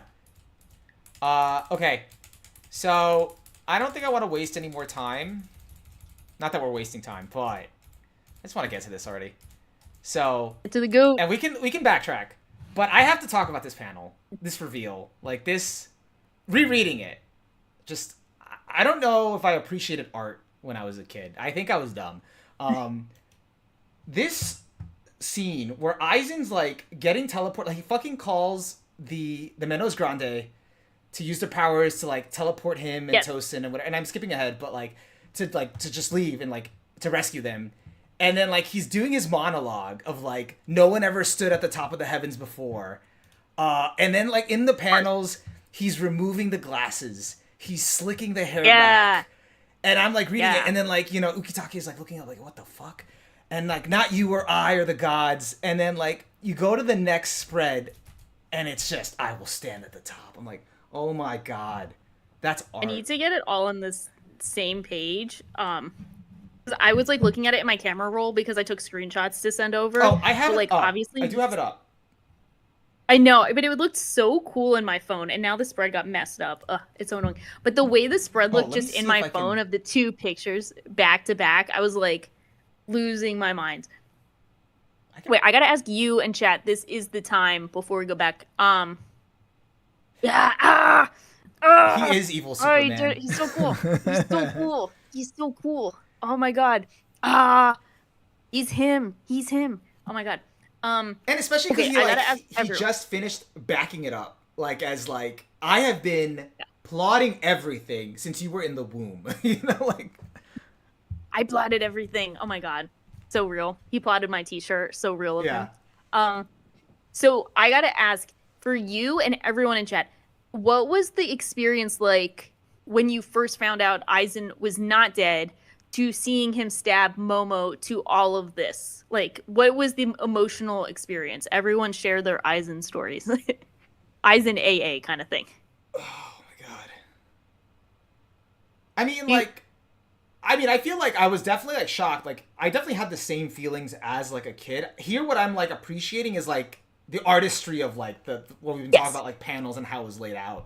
But I think the emotions were still the same. Like, holy shit, like, he's still alive? Wait, he was behind everything? Although now, I've actually, like, I think I better understand the extent of how much he had planned, like, way back then. Versus, like, oh, yeah, I did a few things and I killed the council and now I'm, like, bad.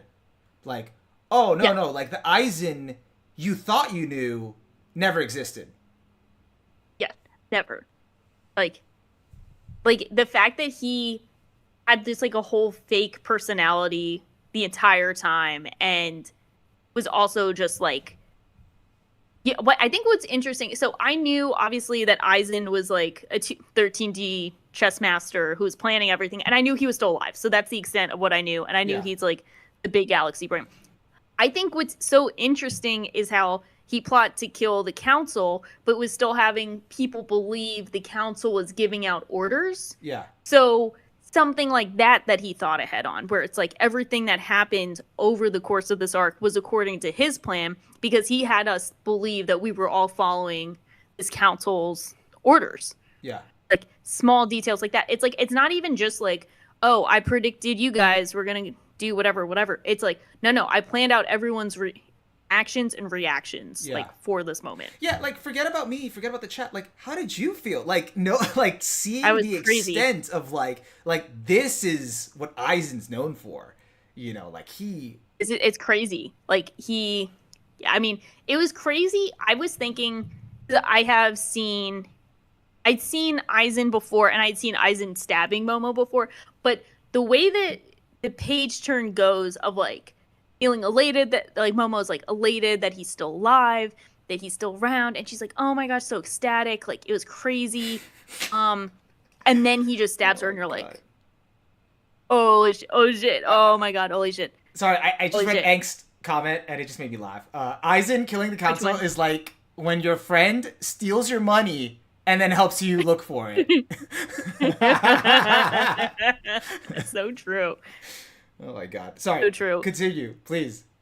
Yeah. So that and it's like, oh my god, and then just revealing like then Toshiro showing up and everyone just like revealing every part of the plan where essentially like if you are like witnessing some Aizen's I think it's his Bankai. Is that his power? No.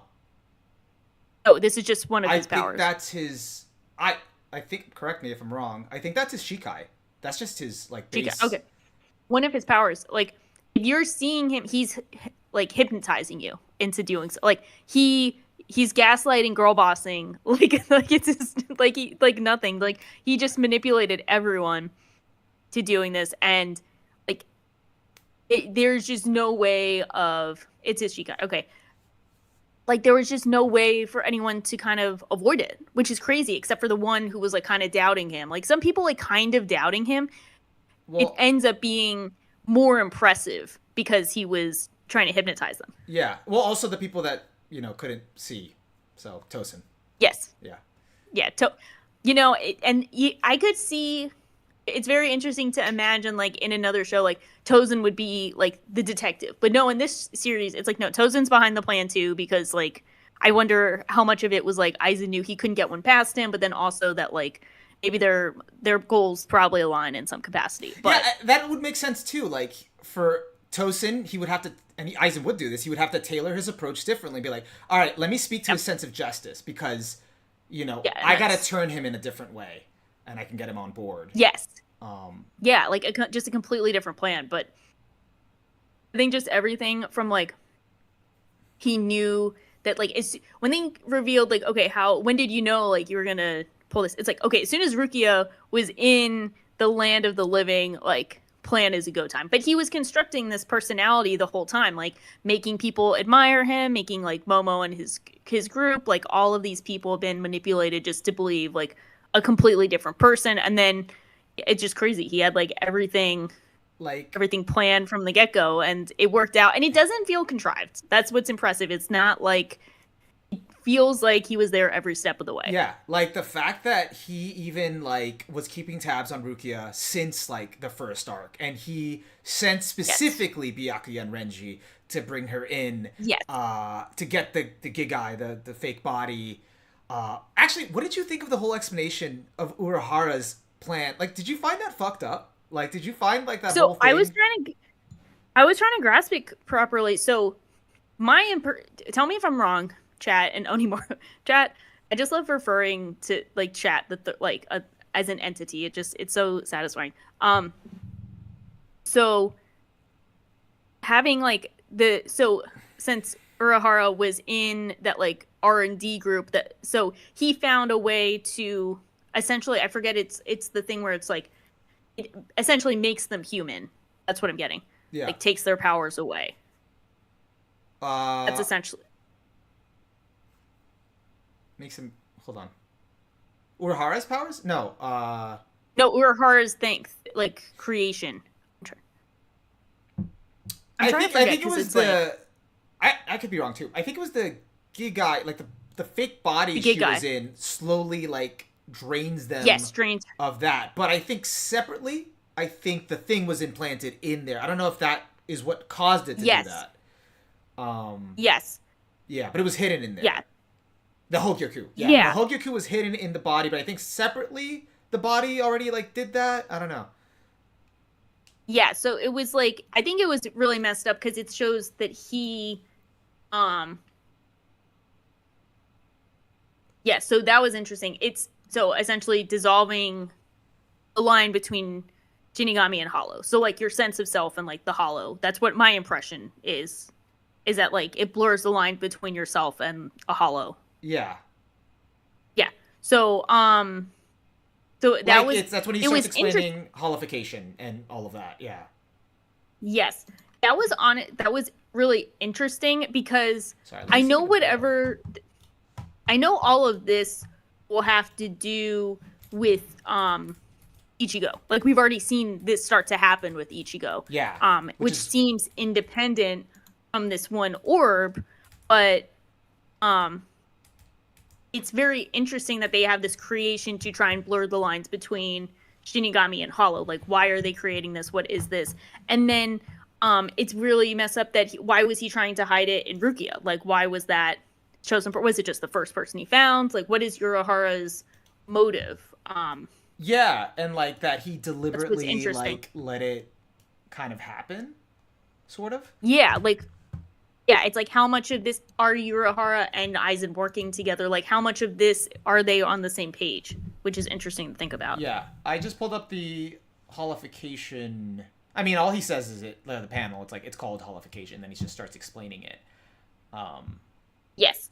Okay, this is a great summary. As Ken mentioned, Urahara made a Gigai that drains the spirit energy and turns you human. He was going to turn Rukia human to hide the Byakuya in her. So he's trying to hide that.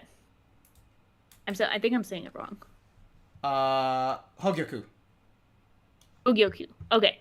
So he's trying to hide that, but it's also like, is he hiding it from Aizen? Like, who's he hiding it from? Oh, is he's it just hiding it in general from... So Aizen, I think he wasn't factoring for it. I think it's just from Soul Society, because he's not supposed to, whatever. And that's what probably part of why he ran away. Yeah, okay. Thank you for the summary. Thank you. Let me pull this up. Oh, I also... this was a panel you liked, so I pulled that up, because it is pretty good. Yeah. Ichigo's face in that panel is me on WebMD convincing myself I have cancer over everything. It's like another panel that I pulled up. It's gonna show up in a bit. It's like Aizen says adoration is the state furthest from understanding. Hollowization? No. Adoration, where he's like, I think he's talking to... I love this. And I'm like, I sent this, I was like, many such cases. It's like stan culture, fan culture, like everything. I'm like, yeah, go off. And it's very interesting though. Besides, I took a screenshot of this because it was funny and I could had meme potential for it. But I think it's very interesting in the context of all of this, where like, we see Momo has idolized him so much, and then Toshiro's like calling out like, oh, how could you do that? Like, she idolized you, whatever. And he's like, his idea that like, because she idolized and adored him or admired him so much, that like she was the farthest from ever being able to understand him. And it like very cruel way of being like, yeah, I used her. I had no use for her. I used her. I don't care about her. She doesn't even know me.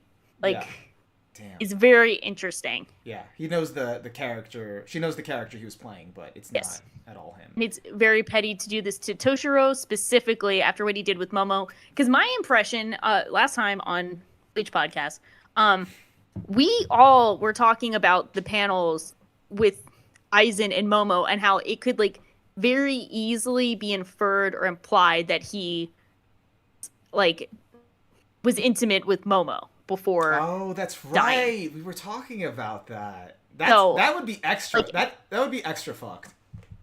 So that's kind of crazy. And it's obviously, I mean, I think what's being implied here, correct me if I'm wrong, is that Toshiro has feelings for Momo, or at least he really likes her, like more than like maybe as a friend, maybe more as like whatever. Like it's clear he really cares about her. Yeah, I always read it as like, and I could be wrong, I always read it as just like an older sister, little brother relationship. But maybe that's, maybe that's it for her and not for him. I don't know. But that's how I always read that. That could definitely be the case. Yeah. That could definitely be the case. But either way, they care about each other. So he's rubbing it in his face about how like he never knew me, and it was in fact all part of my plan. So, oh, okay. Someone does think he likes her. Okay, so maybe maybe that's a thing. So also very cruel, crazy. Chat, what do we think? Childhood friend tax. That's what I mean. If you're a childhood friend, that just means you might as well be in love with the other person. That's like that's the Kubo nature, I think. Kubo way. So, I mean, it doesn't matter if he slept with her or not beforehand, but the fact that is like not an uncommon reading just adds like extra douchebaggery to all this, which is crazy. Yeah. Which is crazy. In the meantime, I really like this spread, and I don't have another excuse to put it up, so I'm just gonna pull it up in the meantime in the background. It's a sick cover spread. I can't wait to see. But again, it's like it's one of those that it wouldn't fit. Like they're Kubo would never have a place to put this in the series, so it's like it only exists within the universe of like the covers. When the characters have a down moment for stylish clothing. Oh, I love when he does this. He's just drawing everyone in really cool clothes, and like he really does have that like stylish in him. Yeah. Yeah, look at everyone. They look so sick. They're so cool. Yeah. So cool. Super cool. It's just there's never an in-universe reason for them to be wearing this, so it's like it's never out. You're never gonna see it in any other scenario. Yeah. Oh, I gotta see the color page for this. I'm looking at some of my panels that I took a screenshot of, and so cool. There's so many crazy panels of this that just like so many just crazy. I'm looking at the Aizen ones again. Oh my god. The Aizen ones are so That's crazy. So good. Like he was just on a roll in the last like Oh. Okay.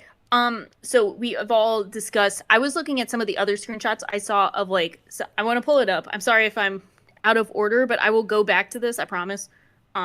It's relevant. I promise. So I like when I was reading, the Byakuya fight with Ichigo. I was like very much appreciating the panel's way of conveying information, like dripping information through. So I'm gonna be annoying and show my phone. Bear with me. Okay. So it's kind of like it starts with this, and you see that his glove has fallen, like part of his clothing has fallen, and then you see like the blood dripping. And this is the first time we've seen Byakuya getting hit ever. Like this is the first time ever in the series he's taken any damage. So which fight was that? Like showing this was this is on 161.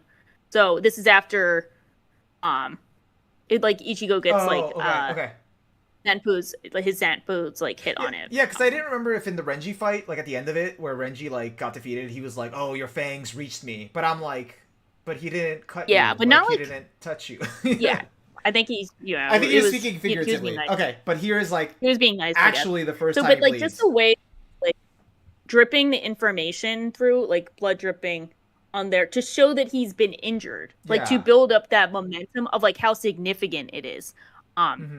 It's and using the paneling for that, I think is really cool. So then later on, when Aizen has showed up, I'm gonna try and to is do like a solid and see if I can pull that up for you.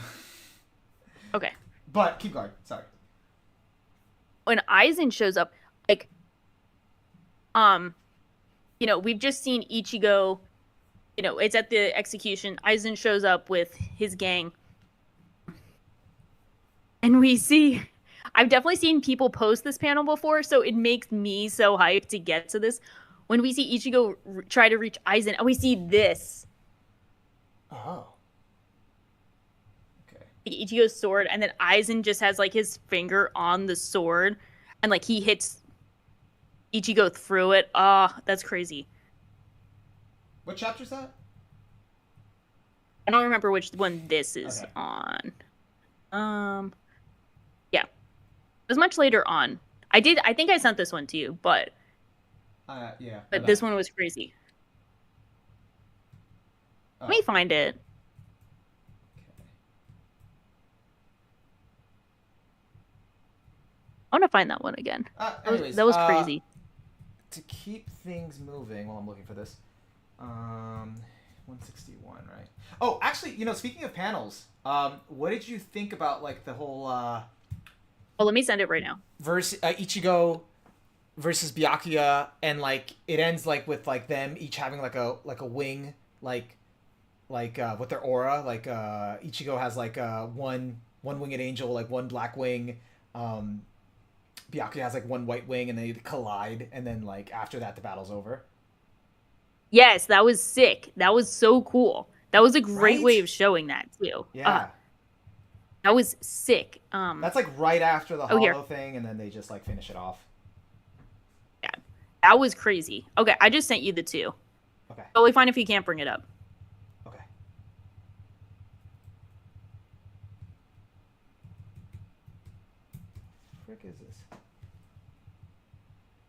crazy stuff.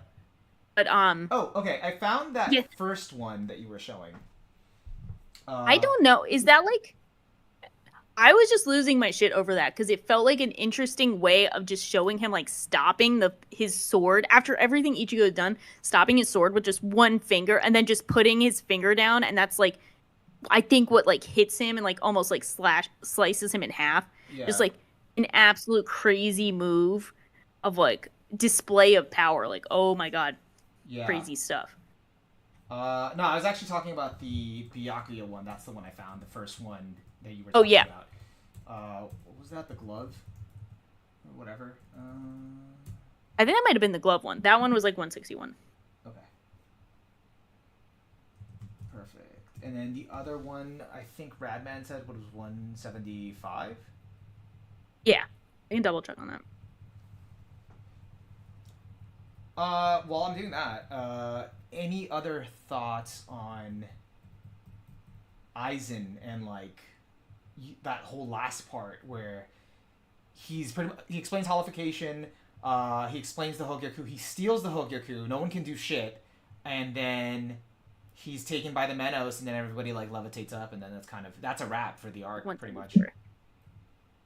It's interesting because it's like I don't know what he is going to be doing. Like I don't know what his main goal is. It's obviously against the Soul Society, and he mentioned something about standing on the top. So like I guess he wants to transcend everyone. But I mean, it was a fantastic performance that he just destroyed everyone And kept it moving. it's kind of like an interesting piece of world Crazy. building too, like in a subtle way, because like there is like our conception. I think we talked about this at one point. Like our conception of like the afterlife, or like or the like the Christian perception of it is like there's like a god, like a head of everything. Yep. But I think in Bleach there is no like figurehead like that so far. Like the highest authority would have been the Council of 46, but they're dead.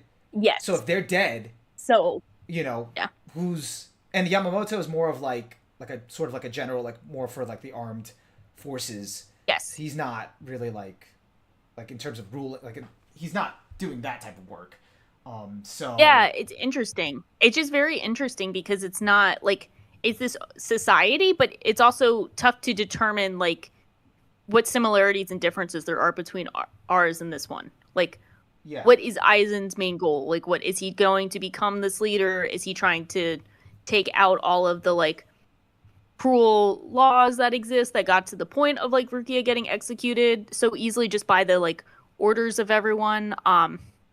yeah, So it's very interesting to try and see like I don't know what his main goal will be. I think that's interesting. Like yeah, getting to this point was interesting on its own, but it's like okay, now like what do we do next? That'll be interesting to see. yeah. Um very I think I and found I it. just think By the way, the yep. thing. Wait, no. Mine was like 174, I think. Oh, okay. Maybe I didn't find it. These all these panels though look so good. They're so crazy. Yeah, Aizen's like one-shotting like every. Oh, I found it. Oh, I found it. Yeah. Let me see if I can get the spread for that.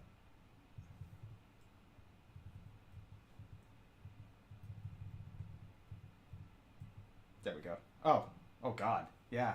I don't know. I think I flipped through this one real quick, but if I stop and look at it, I'm like, that is kind of insane. The Aizen one And with the finger. he just like the finger Fuck you. Crazy. I'm gonna call it Aizen. Yeah, Finger. they mentioned the four noble families, which is very interesting to me. I think I should touch on the Yeah, world building. Yorichi Oh. Yorichi fight. Yeah. We didn't even touch on that at all. Yorichi fight. I knew that happened simultaneously to Aizen showing up, but I wasn't sure when the best time. Yorichi is so cool, by the way. I love her. She's really sick. I think she's an interesting character, and I'm very interested to find out like what is more of like her and Urahara's like why would she defect with Urahara? I'm interested to find out more of that.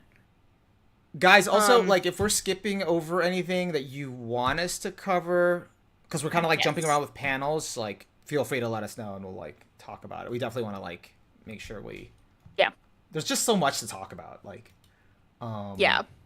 Okay, her fight with Su Fen was really interesting. I think that was probably like one of the best examples, I think, just off the top of my head of like characterization through fighting. You know, we talk about that a lot of like, you know, what are we giving characters the characterization through their fights and conflicts, and like, you know, I think that was an interesting one of like Sufen obviously like, you know, going back to it, idolized and adored Toriichi so much. And obviously has really strong feelings for each other. Probably that toxic Yuri kind of sounds like it. Not gonna lie, kind of sounds like some toxic Yuri.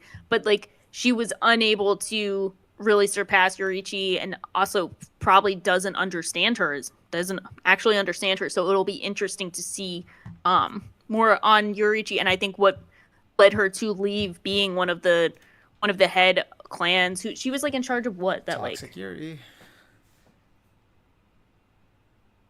Yeah, she was like the princess or whatever of like one of the noble families, and she was also like the role that she's currently that Soifon is currently in, which is like she was the in charge of the Secret remote mobile squad unit and all that. Yeah, health force, whatever. Yeah. So it was very interesting. It's a good fight, and it's very good to like characterize them, and I think it was a cool fight to show their different powers. So I think that was a good fight to explore as well. I also I don't know if it came up on screen yet, but I did pull up the panel of that one, which is crazy. Had like the like he looks so intense. He's gonna do the thing. Like you want to talk about power scaling? This is where it went out the window. Yeah, that's like boop. I just imagine like I remember in like a Kung Fu Panda, it's like skadoosh. That's like yeah. There's this one, and I got the Byakuya one too, which will be up in a second. But I see what you mean now about like the blood falling onto like through the glove onto the glove, and then it's like, oh shit. Like showing the emphasis of like where the proverbial camera would be, like where your eyes should look to build up that tension is just crazy.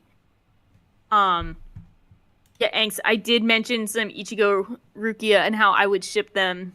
If I didn't know how it turned out, I would be in the trenches. I did mention that. Nothing too crazy. I just said I would be out there in the trenches, so can't get in trouble. Like the end of this arc is like totally like the I don't know, like shooting down that ship of like, nah, it's platonic. Yeah.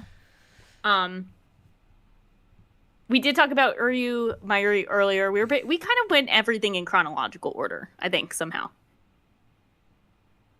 Oh, Sufen was in Big Girls Love Manga. I could see it, dude. She definitely has the like, yeah. Wait, Soifon? Am I saying her name right? Soifon? Yes. Yeah, you got it right. Soifon. Okay. Yeah, she's really cool. She's got another good design. I have to give I think Kubo's like, you know, there's 4 different types of female designs, and it's like lolly, tomboy, boobs. That seems like to be the rotation. Actually. And he makes it work. I'm not saying that as slander. I just think it's very funny that it's like you can be the lolly, a tomboy, boobs. Pick your fighter. Yeah. Yeah, because let's see. Yachiru would be the lolly. I think, is there another one that falls into that category? Momo, I guess. Oh, yeah. Yeah, okay. Momo, yeah. Kenpachi's, Yachiru. Oh, that's Yachiru, yeah. Wow. That's a good breakdown.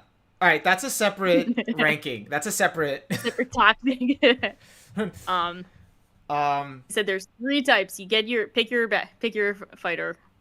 Do you have anything on now, like, I guess, like, we've talked about Aizen, we've talked about, like, general things about the arc, I think we still need to get, like, overall thoughts, but, anything on the aftermath sort of chapters, like, okay, Aizen's gone, and now, like, we're kind of tying up loose ends for the arc before the next one.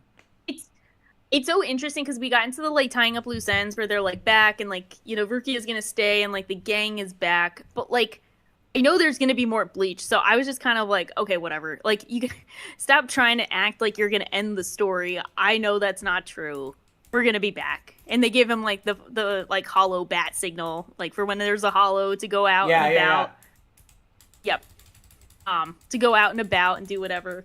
So I thought that was funny, and like, you know, all I could think of when I was getting to those last chapters of setup is like, okay, how are we getting back in the game?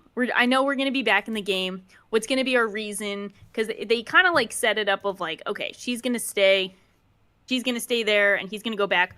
In theory, well, you can't really end the series like that because we have the major cliffhanger with Aizen. But like, you know, in theory, it's kind of like, okay, the story is lined up. What is Ichigo's next reason to fight going to be? Yeah, that's the question. Because like, that's the question. We didn't touch on it directly, but now's a good time. It's like when he's leaving, and Rukia's like, "I'm staying," and then he like, there's a genuine, like, earnest, like, "Thank you," and then in his mind, Ichigo's like, "And the rain stopped." Like that's when the rain stopped. And I feel like that's an interesting line that I thank you for bringing up because I forgot about it. It's like his metaphor for rain. I'm assuming that's both a combination of like sadness, negativity, but also that feeling of burden and guilt. I'm guessing that's because it's associated with his mom and like not being able to save his mom, which also translates into like his feelings of obligation to save Rukia. So I'm assuming that's also his way of saying like, we saved Rukia, so I no longer feel like I have this burden or guilt or obligation to save her. So it's good. I think, might be reading into it again, but I think there might be a parallel to really shut down the ship of Rukia to his mom, where Rukia has this special relationship to him that Orihime, which I think is her role, by the way, we'll talk about that in a second.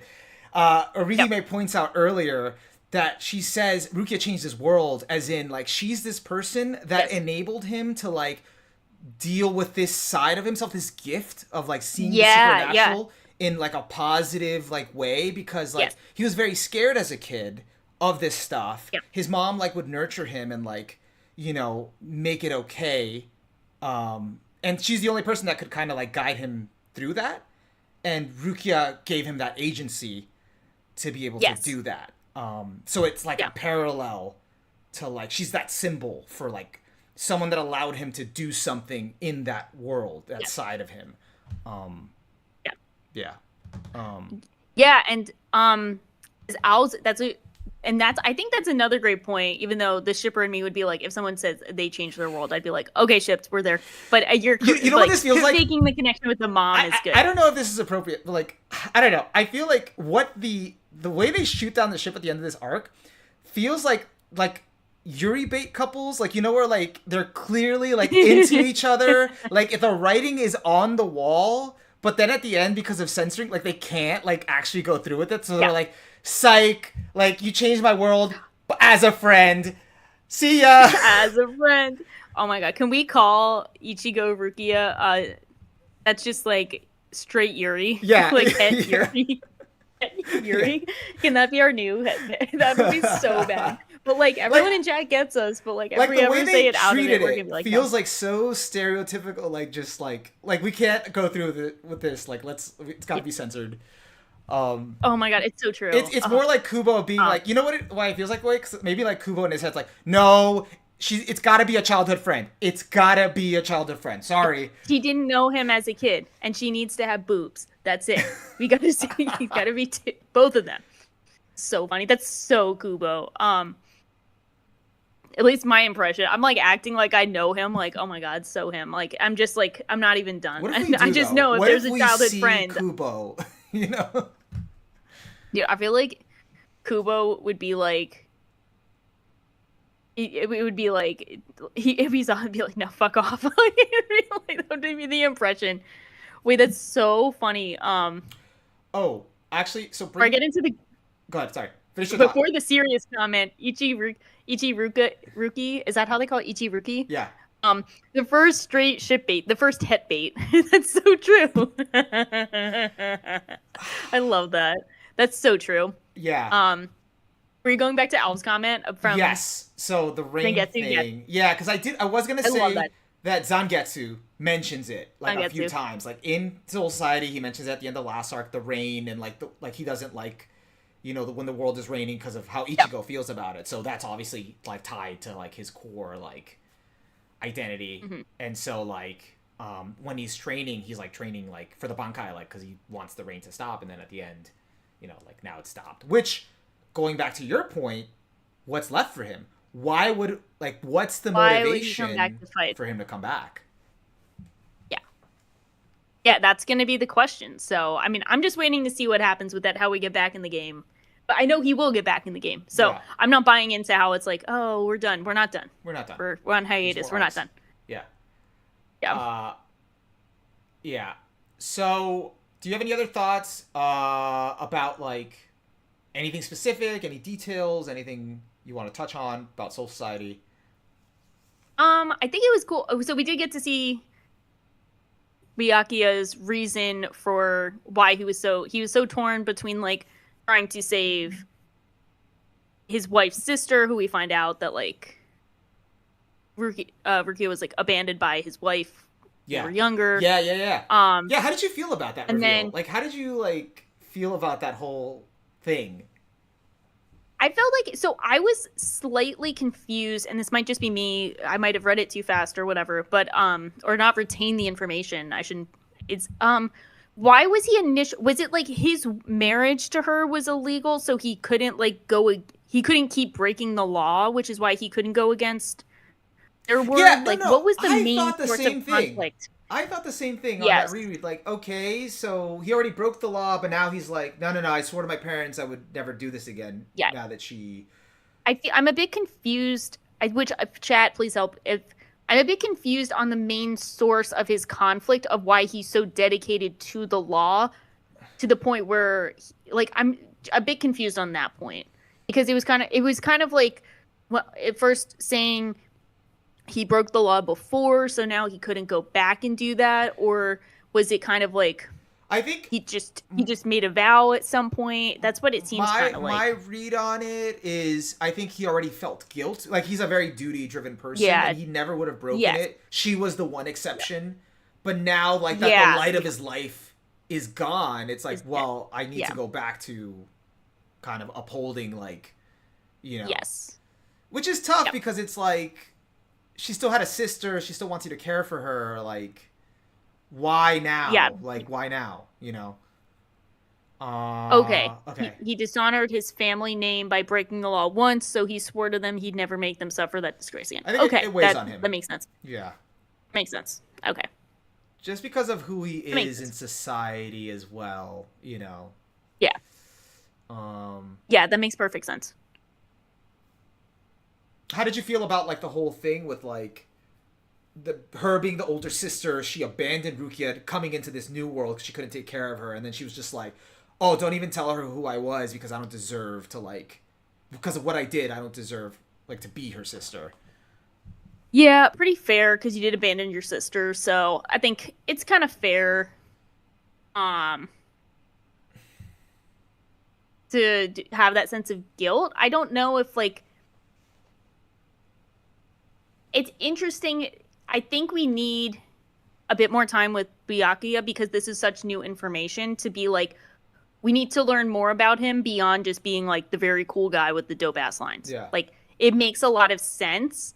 And it makes sense that he's, like, traditional duty bound, and he's so dedicated to that, like, he does want to go against that for his wife and for Rukia.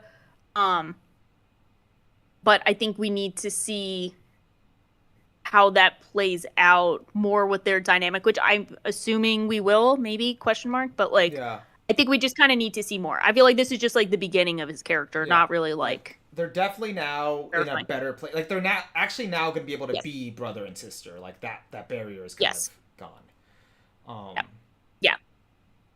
Cool. Which there was, like, a very, like, touching moment between them. When he saved her, and then, like, after that, tells her the truth.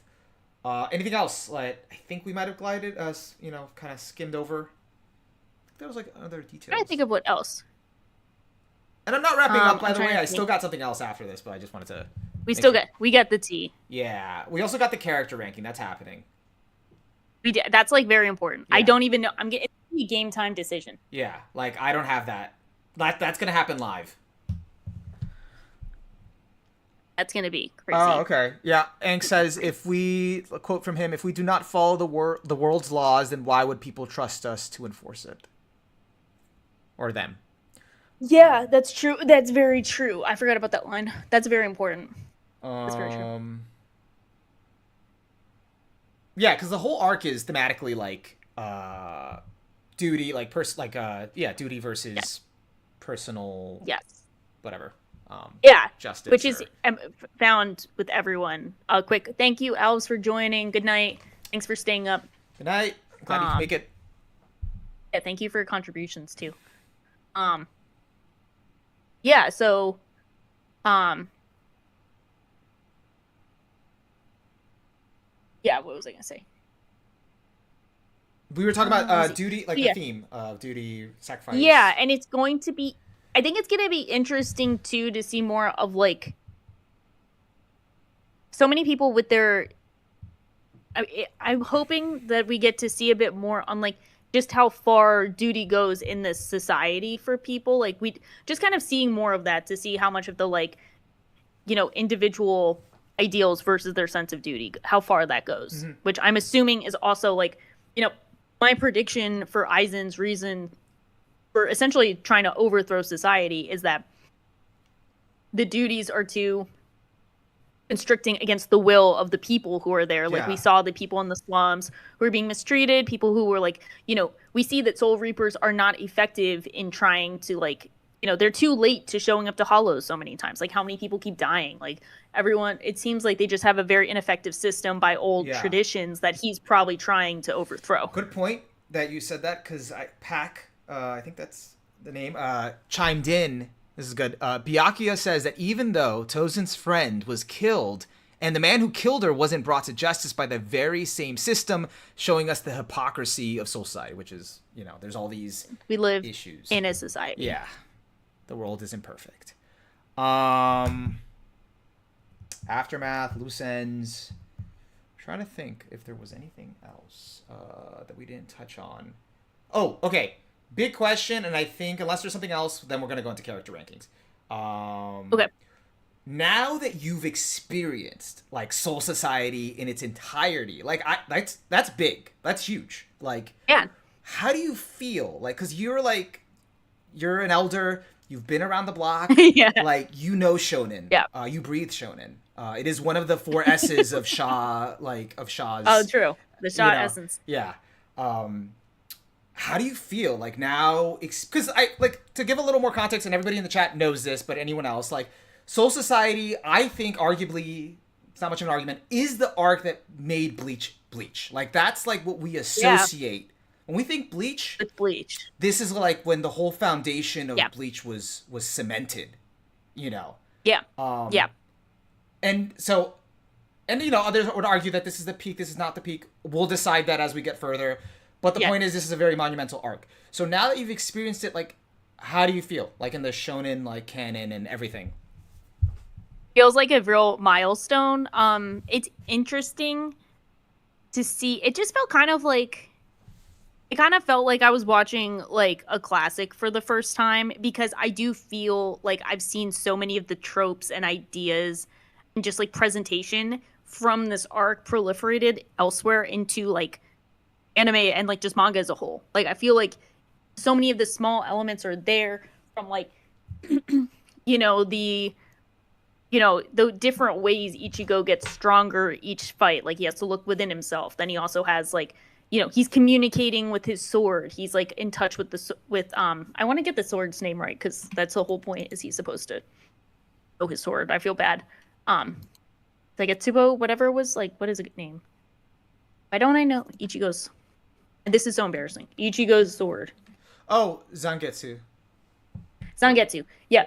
So like, both the sense of like further understanding himself to become stronger, and then also understanding Zangetsu like to become stronger, like understanding combat, understanding the systems, understanding himself to become stronger. Those are like themes that I've seen so far out so many times elsewhere, as well as like, he defeats Kenpachi, and then like I think and then he becomes like part of the gang, and then like just showing the different ways like power is established and goes onward, as well as just like the different dynamics in the antagonist group that don't really feel like an antagonist group. They just feel like a group of people who, sometimes they're helping, sometimes they're not. So I think that, as well as like the iconic Aizen betrayal, like it really felt like it felt like, cementing the coolness, but also the substance and emotional hype that really gets you invested. It was cool. It was really cool to see. Like, I definitely understand how this was like, I keep saying it just to kind of like circle back to like when it came out. Yeah. Like, it definitely feels like a cutting edge series that when it came out, it like changed the game for everyone. And it's been cool to see because like I don't, I might have to hit them with, they don't make them like they used to anymore. I might have to hit them with that just because it's so rare to see hype and interesting emotion like just conveyed so effectively. Yeah. Like, and I say, when I call something hype, like I know a lot of people when they say something's hype, it's kind of almost like an afterthought that they're saying because they don't know how to describe something. And like they'll say anything is hype. Like they'll say like the worst looking fight is hype just because, they can't think of describe it. But like no, I mean like Bleach has earned the hype that goes into the emotion of each fight. They've earned the intensity and excitement. I think that's fair because like when I was like saving some of the panels, I was trying to find the words. Like I literally was like typing hype moment, but I'm like no, this doesn't really capture. Like I was like deconstructing hype because I'm like, like yes, I wouldn't say this is hype, but this is fucking badass. Like I don't know, I was like, or this is epic. Like like it all still sounds like a synonym of hype, but like there was just different things captured. Like there was the panel with Ryujin Jaka, but like there's a specific like where he's approaching Ukitake and Kyoraku, and it's like a black silhouette with flames behind him. Yes, and I was like, this is hype, but it's more than hype. Like I feel like this is just like a, hype. Badass motherfucker moment. It's just like such effective visual storytelling to convey the emotions and impact and like aura of everyone. Like you can't like. It's so weird to say. I just saw this is a bad example, but I just saw like Tower of God, like one of the like there was just some clip that went around from season 2, and it's like the worst looking fight you've seen. It's like looks terrible, whatever. I've seen that. And, yes, yeah, like it's just like two swords clashing, and I know that someone out there will call it hype and exciting, but I know they're wrong because Bleach is hype and exciting, and you have to do so much to get to this point to call what we're experiencing hype, to truly earn those words, like the emotional investment and intensity of each fight. Like there's so much put into it that it's almost like redefining or reestablishing like how you earn such intensity and investment. It's crazy. Like just personal anecdote, I guess. Like I'm rereading this, like the pages, and like I'm like, because I never like memorized like a lot of the moves like in Bleach or whatever. Like obviously like the more obvious stuff from like Ichigo and stuff like that. But like when I got to certain panels, like Ryujin Jaka and when Aizen reveals his Shikai, I like read them in my head like it was the most familiar thing ever, and I realized because my friend kept saying it out of context. For years, he kept saying it. Yes. And I was just reading it in his voice. I'm like, oh, shit. This is what he meant. This is why he kept repeating it. It's so hype. That's sick. I love like, that. So he just keeps saying it. Yeah. Like, for years, we'd be at a hangout, and all of a sudden, he'd be like, Ryujin Jaka. And like, or Kyoko Sugets. And I'm like, oh, I get it now. It's so funny, and that's so like I would definitely just be saying this at school all the time. Yeah. So I was like, oh no, I get it. This is gonna live rent free in my head.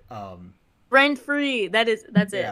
Yeah. So how has it been like re-experiencing it? Because like you did have the experience the first time. I don't think I have anything new to say. I feel like I've been conveying it like this whole chat. Like I'm not putting anything on, honestly. Like I've been viscerally like just feeling the excitement and love that like I'm able to kind of like pinpoint like why that is now, and like childhood me was valid. Like he was onto something. Like this was like we were all validated back then. Like feeling like this was the shit. Like this was good. And it's just crazy like how like an arc like this still holds up with all of the stuff like Yeah. has come out like now. I don't know. I think that's super cool. And for you, like, would you and like no pressure, but like as an arc itself, like would you consider this like, because I know you have like a ranking of like your top arcs in like anime. Yeah. Maybe not top arcs ever, but like maybe top shonen arcs. Like, do you think this would have a place there? Definitely. I think what I've been I think what else I like I think I need to see all of the arcs to kind of see them before ranking them. I feel like that's what I'm feeling just because All of the Bleach arcs, you mean? my yeah, like I want to see them all just to see what's up, but I feel like there definitely is a place.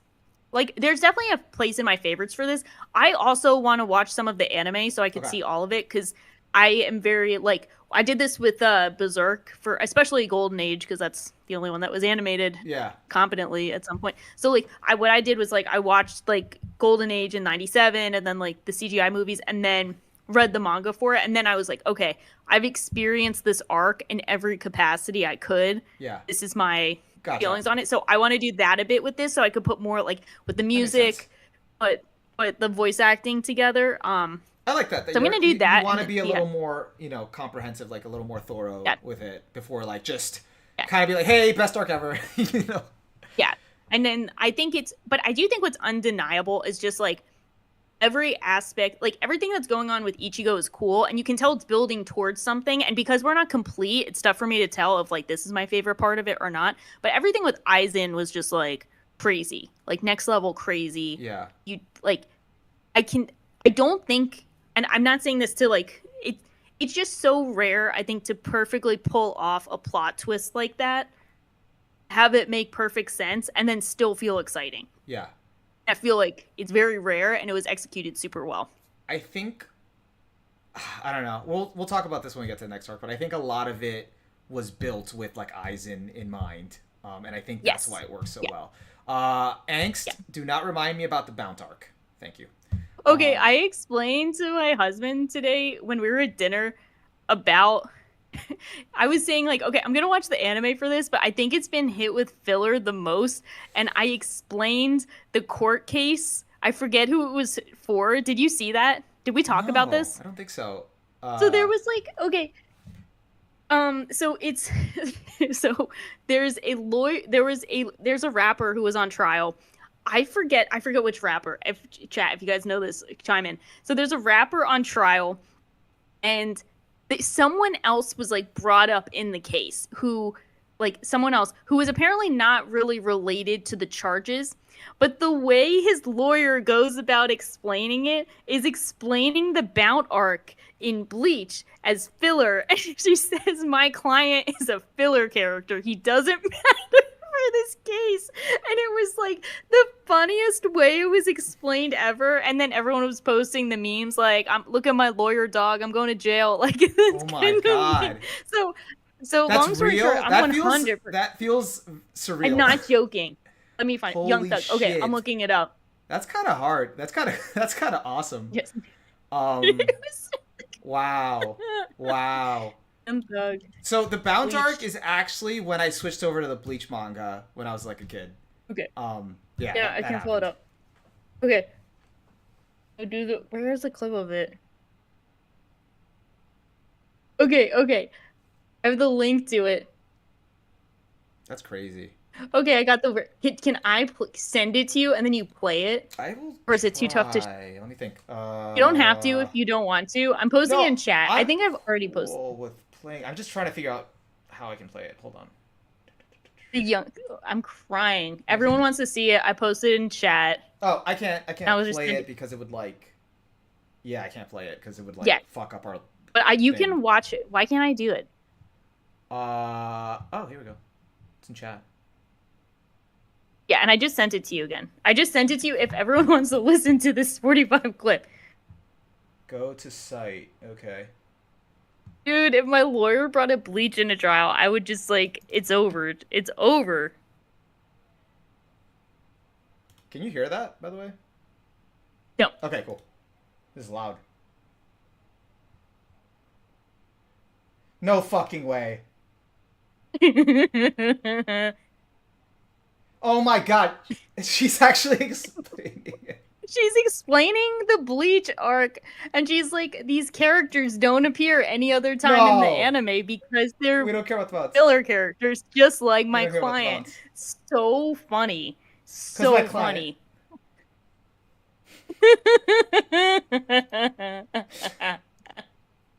I literally get, like, the funniest thing. So, all this to say, I obviously have to watch this arc now because of this specific case.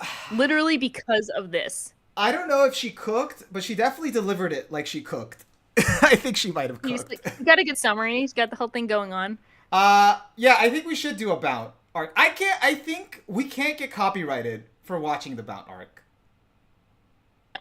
But we I don't can think, we it's not even part I of don't the think anyone cares. Like, I think we need to Wait, watch chat, chat. if we want to get our PhD, earn our PhD in Kubology, do we need to watch the Bount arc? I think I'm gonna watch it. Do we watch it with chat? Yeah. Hold on. How many episodes is it? How many episodes? I'm gonna do it. I need to experience the pain of the youth. Me 10 years, 20 years episodes. ago. 28 episodes. That's not bad. All right. This is what we do. If I'm gonna watch, this is how we do it. Bount arc subathon. I would love that. Would you guys chat? Chat? Are we in?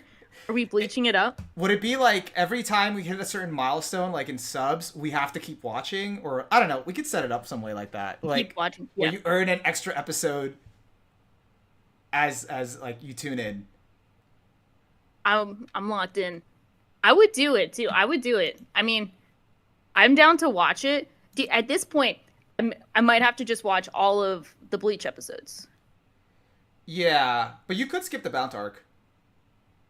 Not now. Now I'm not. No, but now you have to watch it live, fresh. You know, it's got to be pure. I will watch. I'm gonna watch it because I need to experience how painful it was in real time to go from like actual canon content to like random dudes and shit. We can set it up. Make it happen. We can make it happen. Chat, we'll be there. If you guys are serious, we could do this. I already have ideas of how to do this. We're gonna Bleach Bounce. Gonna dress up as a lawyer. Is that what it is? Hold on. I really like. I watched one episode, found out it was filler, and then I dropped off. Bount arc. Images. Oh, I just got Clorox on Google Images. Okay. Did you just Google Bleach? No, I put Bount arc Bleach, and the first thing is just Clorox. Oh. Is that needs to be the way we end one of the podcasts? Is like just you pull up a picture of Clorox on the phone.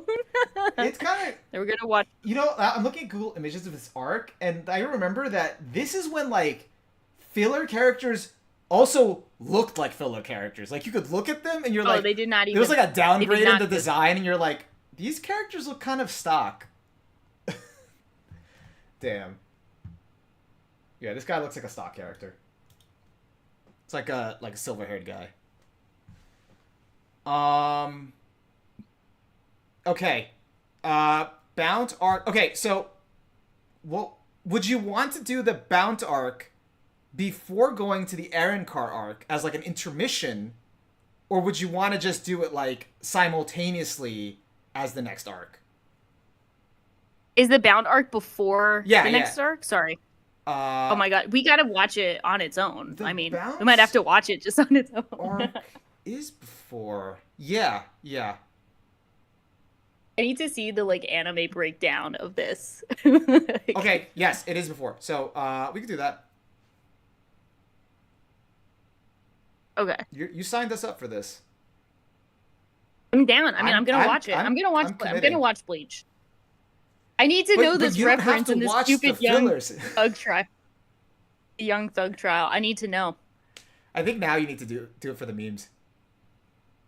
I'm so invested. But I also am curious. I'm genuinely curious for all the like the big three we're gonna watch. I'm curious about the anime experience because I know so much of it was dictated by chat. Don't worry. Watching. Shaw's not committing to doing it live. I already see the language she's using. She's gonna watch it. No, but not live. No.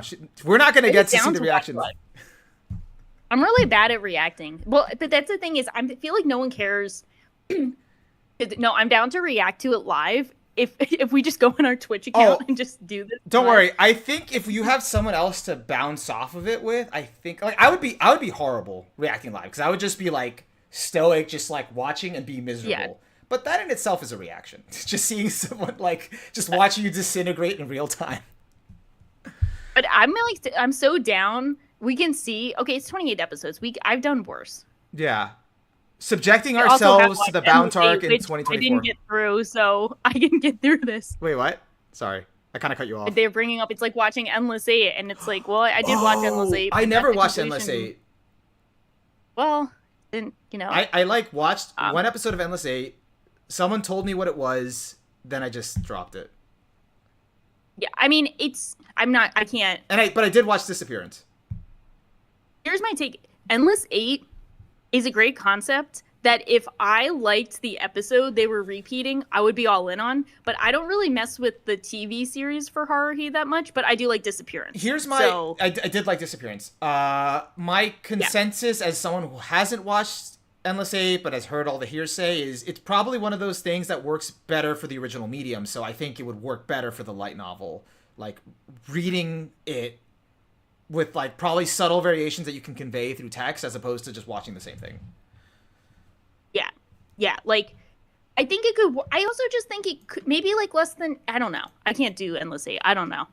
I don't like the normal TV Haruhi series. Like I like some episodes, but it's like if I don't know, if it was like a Steins Gate episode, I'd watch 8 episodes of that. You know, I'd watch that. It depends. I think it's just the show. You know. Yeah, you're probably right. It's been a while, especially because like Haruhi was like, it was different. Like that first season was all out of order, so people were confused like week to week. To then like the next gimmick is like, hey, it's the same episode every season. You know, like every week. Because I did watch Haruhi out of order, and that was a trip. Yeah. Oh, that sounds crazy. Well, because like I was watching while it was airing, so like no one knew what the fuck was going on. Back then. And then later you found out, oh no, they're just airing it this way. It's like, oh. It's a bit interesting. I respect it as a concept, though. I'll say that. What's the chat? What's the Bound Arc opening? Maybe I do know it. What's the song name? Yeah, I do respect it as a concept. I don't know. One day I'll watch it, maybe. Someone told me recently don't do it, so I'm like, okay. All right, let us start ranking. I'm all in on the Bound Arc stuff, though, if you guys show up. If not, yeah, like if no one shows up, then I'm out. Opening 4. Oh, opening 4 is... Which song is that? That's the... Because there was like... Crusader? By the time I had dropped the anime, I still tuned in for the songs and like the openings. I just don't know from what part of the series we're in. I cannot explain how locked in I am for us to get to OP13. Ranbu no Melody. Oh, I love that song. I was like dry. So I don't even know what arc that is. I don't know the content. I don't know the context. I don't know anything. But I was driving back from the beach like late at night, and I was like trying not to fall asleep, and I was just playing that on repeat, like singing it in my car like it's karaoke, and I was just going like crazy in the car. Like that would be, if we went to karaoke, that would be my number 1 pick. And I don't even know if I know most of the words, but I'm like so locked in. All right, so now there's an idea for 3 streams. Bleach karaoke stream, Bound Arc stream. Not really serious about the karaoke one, but we could watch the openings. We could run through all the openings, the Bleach openings, on the Bound Arc stream, since we're like going to be watching. We will stuff do anyway. that. Yeah. Okay, let me start typing these. Okay, so these were the rankings. So getting into the character rankings, guys. These were the previous rankings from the sneak entry arc. This is where we left off. See up here is my top 5 from that first part of the Soul Society arc. Bottom here, Shaw's top 5 with Ganju here last. And so I guess this time, so we'll keep these. And I guess I'll just change this to like rescue arc.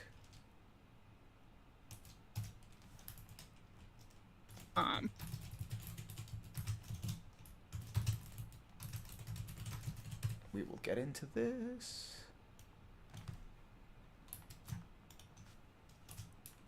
Okay.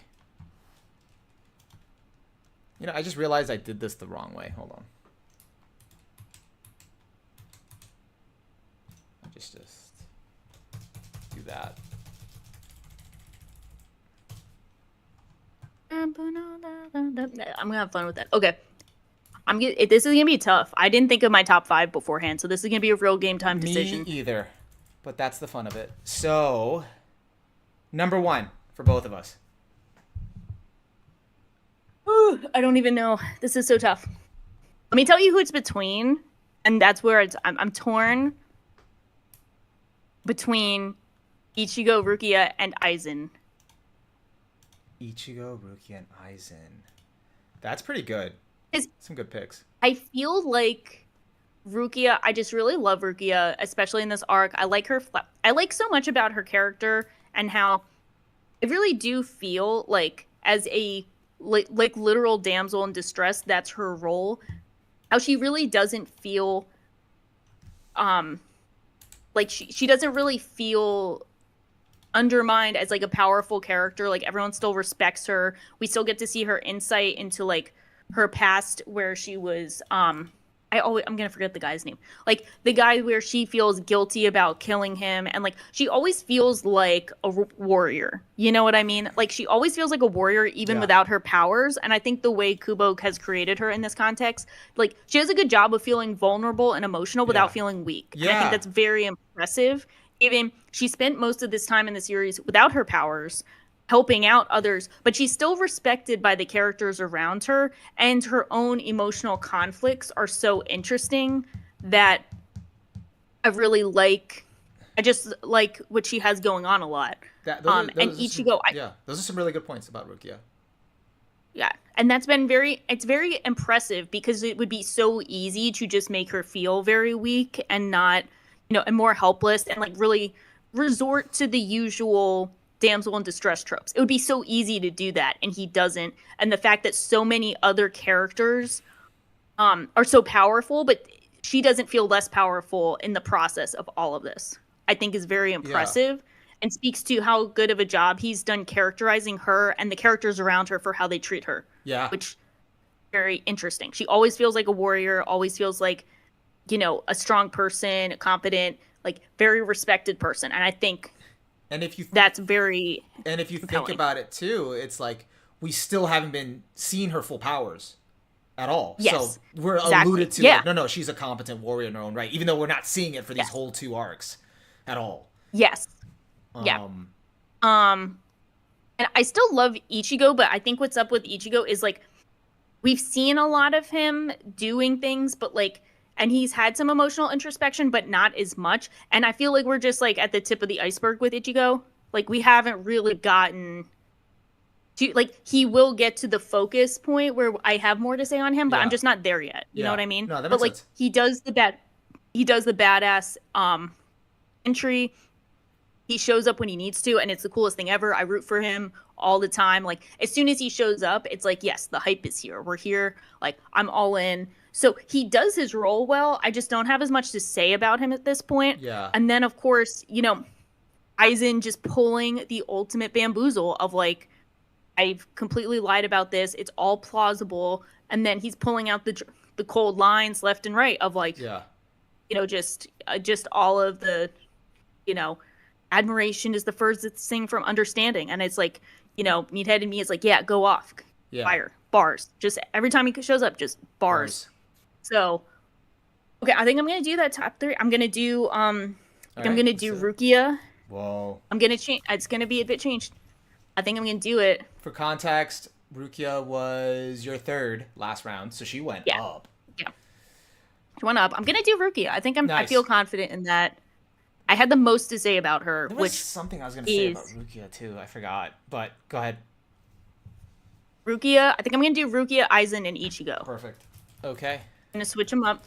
I'm gonna say that's the top 3. Nice. Now, the other spots, it's tough. I feel like I really got to go. I'm gonna give you a little bit while you think about that, and Yep. I'll challenge myself to think about my Yes. three, since you got three already.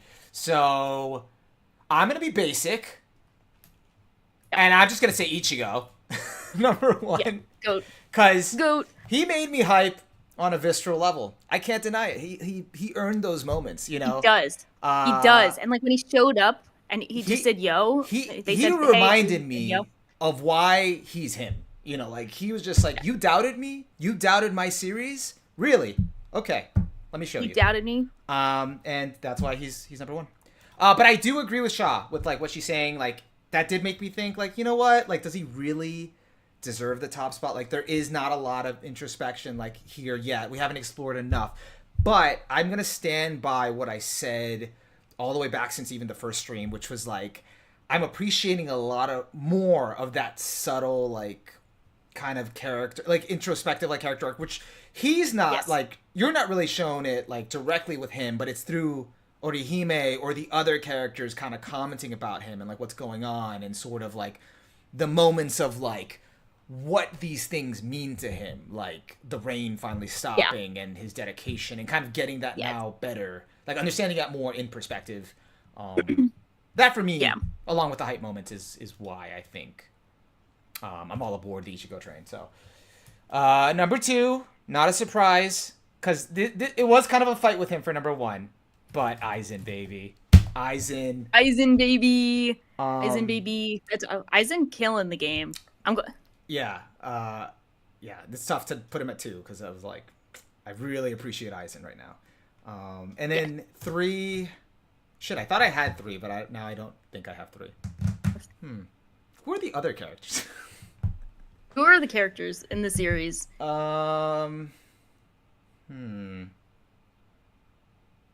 Ganju. No, I'm kidding.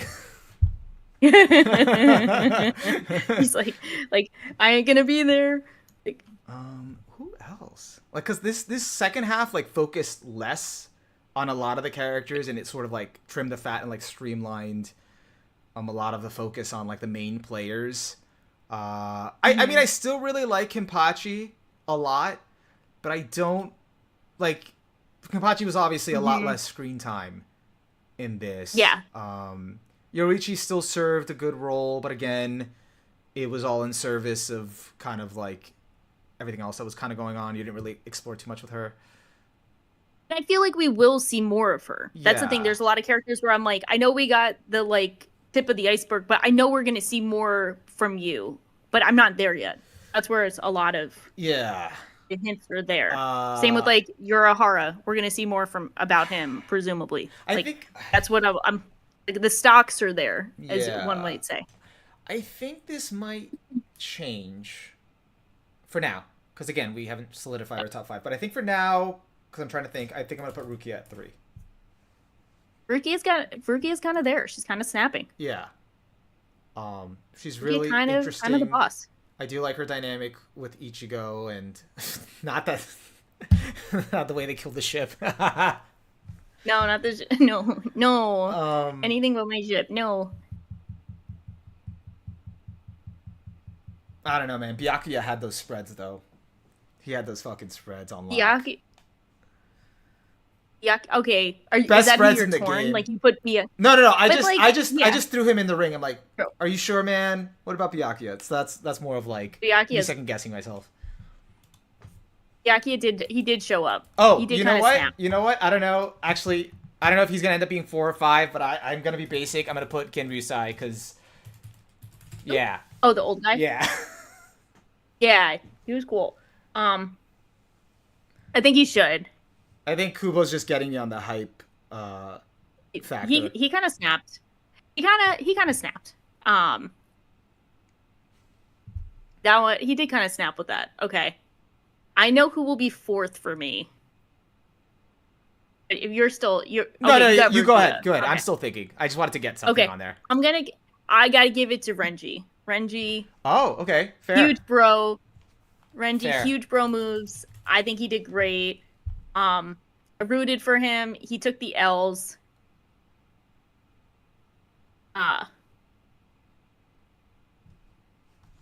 Renji's just wholesome too. Like he does a good balance of like, I mean, obviously he got his ass kicked all the time, and I don't see that stopping anytime soon. But it's like he feels confident, and he just gets outplayed. But like he obviously cares about Rukia, and like he and Ichigo have a funny back and forth, which is great. I like what Enk said. Byakuya was definitely raw. I don't know how to put it, but dead wife antagonists always have been super good to me. I like that too. I get that. It's so tough. Dead wife.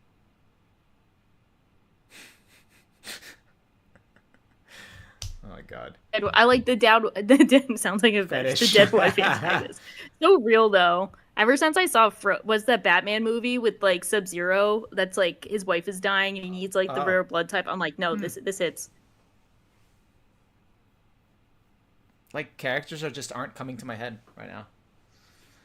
I have the wiki open, so I have. And cheating. Ichigo,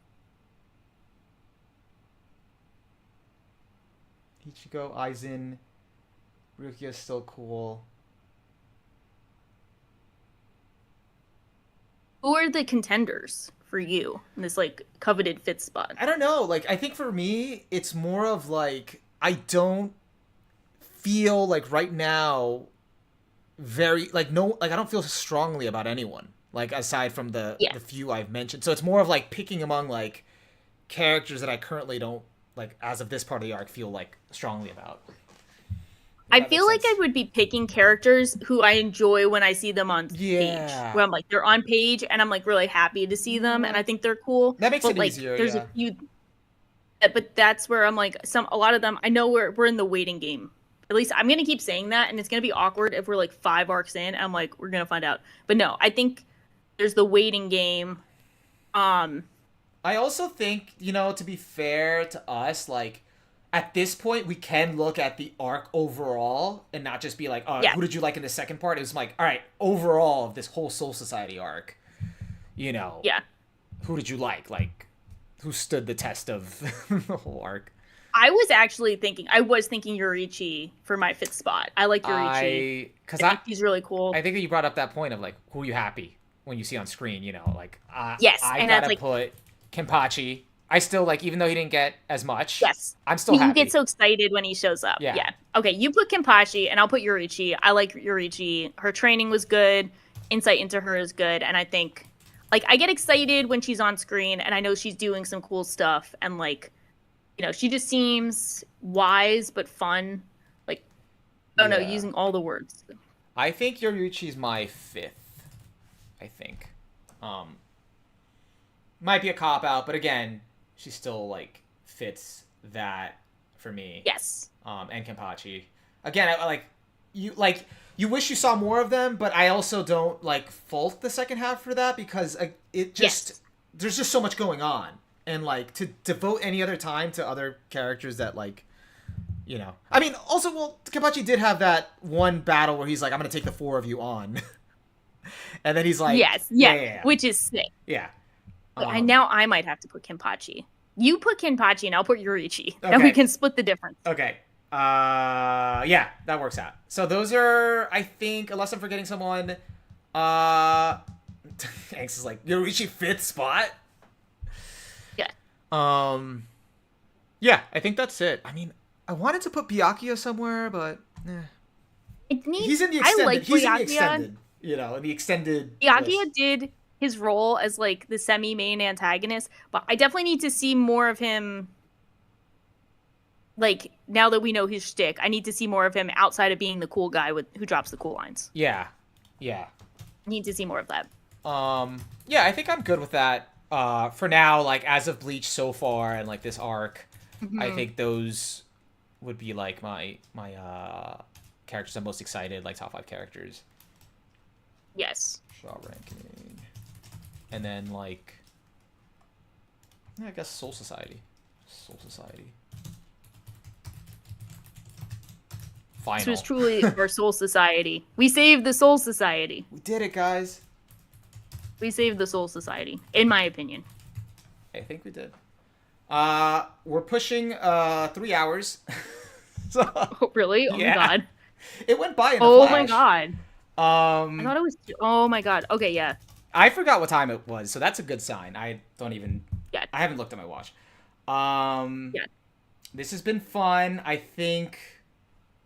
I think there's nothing else. I think we've done our ranking. I think you nailed it. We've given our impressions of all of Soul Society. I'm gonna open this up because again, we could just reach the 3 hours and then call it a night. Yeah. Any questions, guys? Anything you felt like we didn't touch on yet? I know we didn't touch on the poems yet. For the volume, like the poems and like the beginning of each like Yeah. thing. But I think we're saving that for like the next arc or like at some point we're gonna tackle them.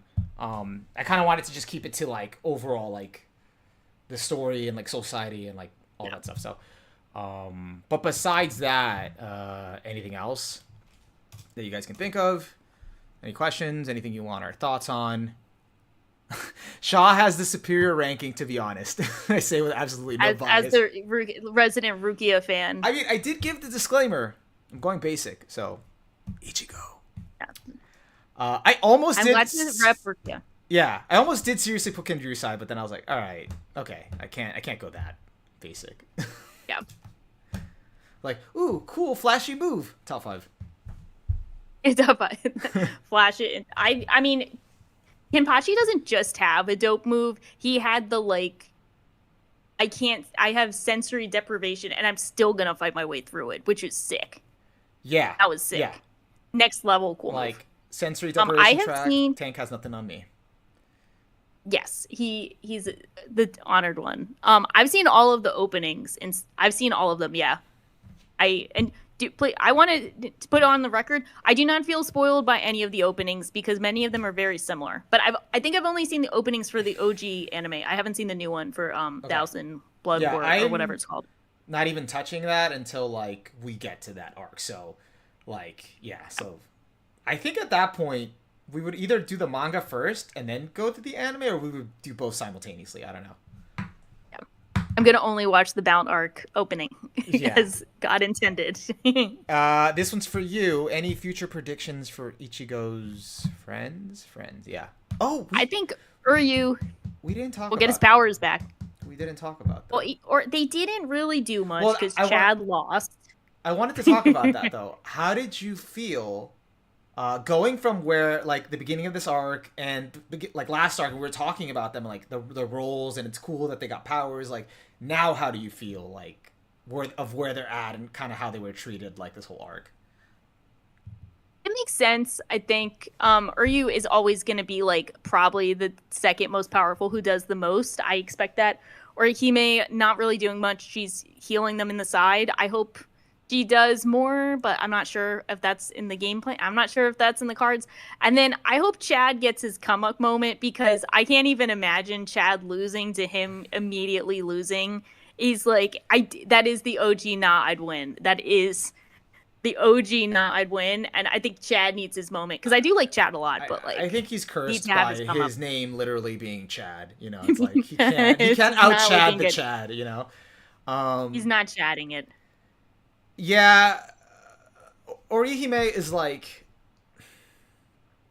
I have a theory, like I don't know, like I think functionally she has like a role like in Soul Society, and it just kind of sucks, like because it makes sense, like the role she's playing, but it does suck from like an overall character perspective. Or now I'm starting to think, and I don't think this is like a spoiler or anything, I'm just starting to think that the reason for her getting powers, and the others too, but more so her, wasn't so much for her to fight or to like to actually like do anything in terms of the fighting regards, but just to have an excuse to bring her along to the trip so she can be an observer and be able to kind of externalize like outsource like that character arc for like Ichigo and that development, like to have this person that has these feelings for him and can be like a Ichigoologist, like about like, you know, explaining like, hey, no, you don't understand.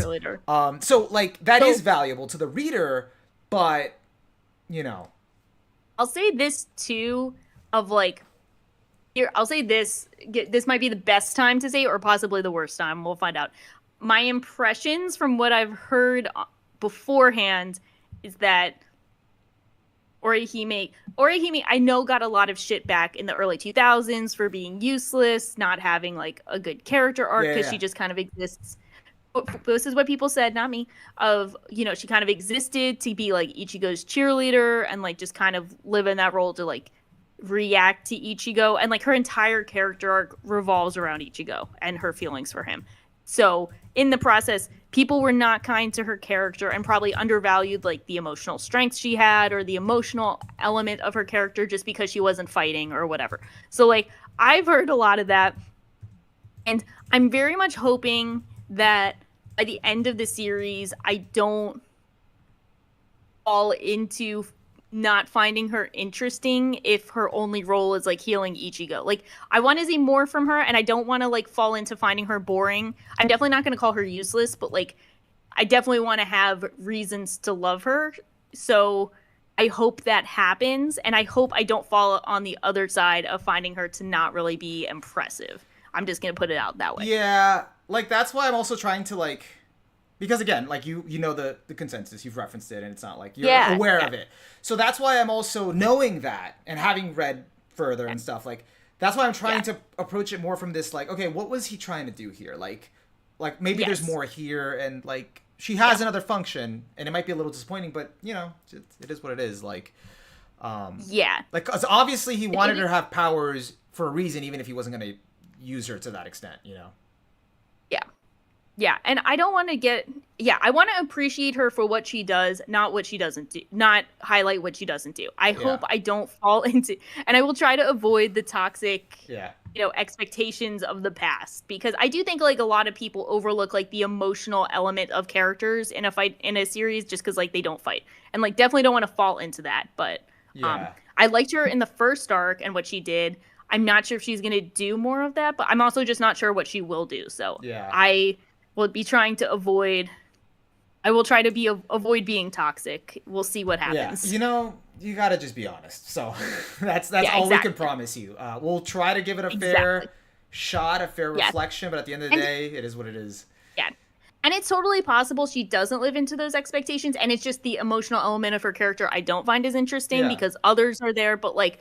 I definitely am aware of how, like, a lot of people would call, like, the Orihimes, the Sakuras, like, those early characters, like, useless or, like, worst of all time. And it's mostly just because they're not fighting and they're overlooking the emotional contribution or just, like, different comment. Like, the less flashy characters, so to speak. I'm cognizant of that, so. Yeah, you're really It might end up being bad characters. They might end up being bad characters on their own, but I just want everyone to know I'm not going to fall into the like early 2000s of like they didn't fight so they suck kind of thing. Yeah, because again, as long as they're serving some role, that's what matters. Yeah.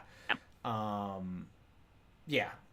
and Weeb says female characters can have an essential role and they don't have to throw a single punch, but you'll see in the next arc. Okay. Okay, and speaking of the next arc, I don't think so. Personally, like. We don't want there to be as much of a wait this time. Obviously, like definitely not. We are of the intention to like have this next arc like come sooner. We still have to like take the time to read it and like gather our thoughts, but should be sooner. Definitely within 2024.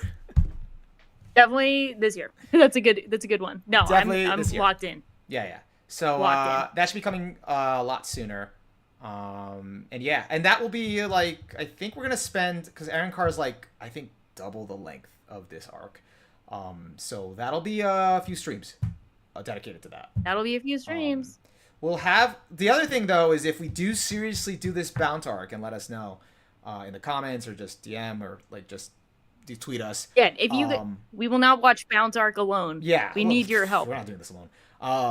We might do that actually before so you might see us sooner. We might do that before then because we'll be watching that live, and then we'll do that as like an intermission as we get ready for setting up for the Aaron Carr arc. So let us know. I'm serious. I'll set it up, guys. You want this? Like, no, we're for real. You got it. We'll be tweeting about this. Yeah. I will suffer and you will watch it. I'm just gonna have so much fun. This will be the best arc ever. I'm not gonna have fun, but I will do it. I by the end of it, I'll be like, you got us into this, Shaw. So, that's it. Now I'm You won't kidding. suffer alone. We'll make it into like a subathon. That'll like at least. I don't know how those work. I'll look into that, but and that's it. It's been 3 hours in like 40 seconds. I think that's it. I think that's all we can muster. That was our Soul Society for Soul in Society. 2024. That's all we got.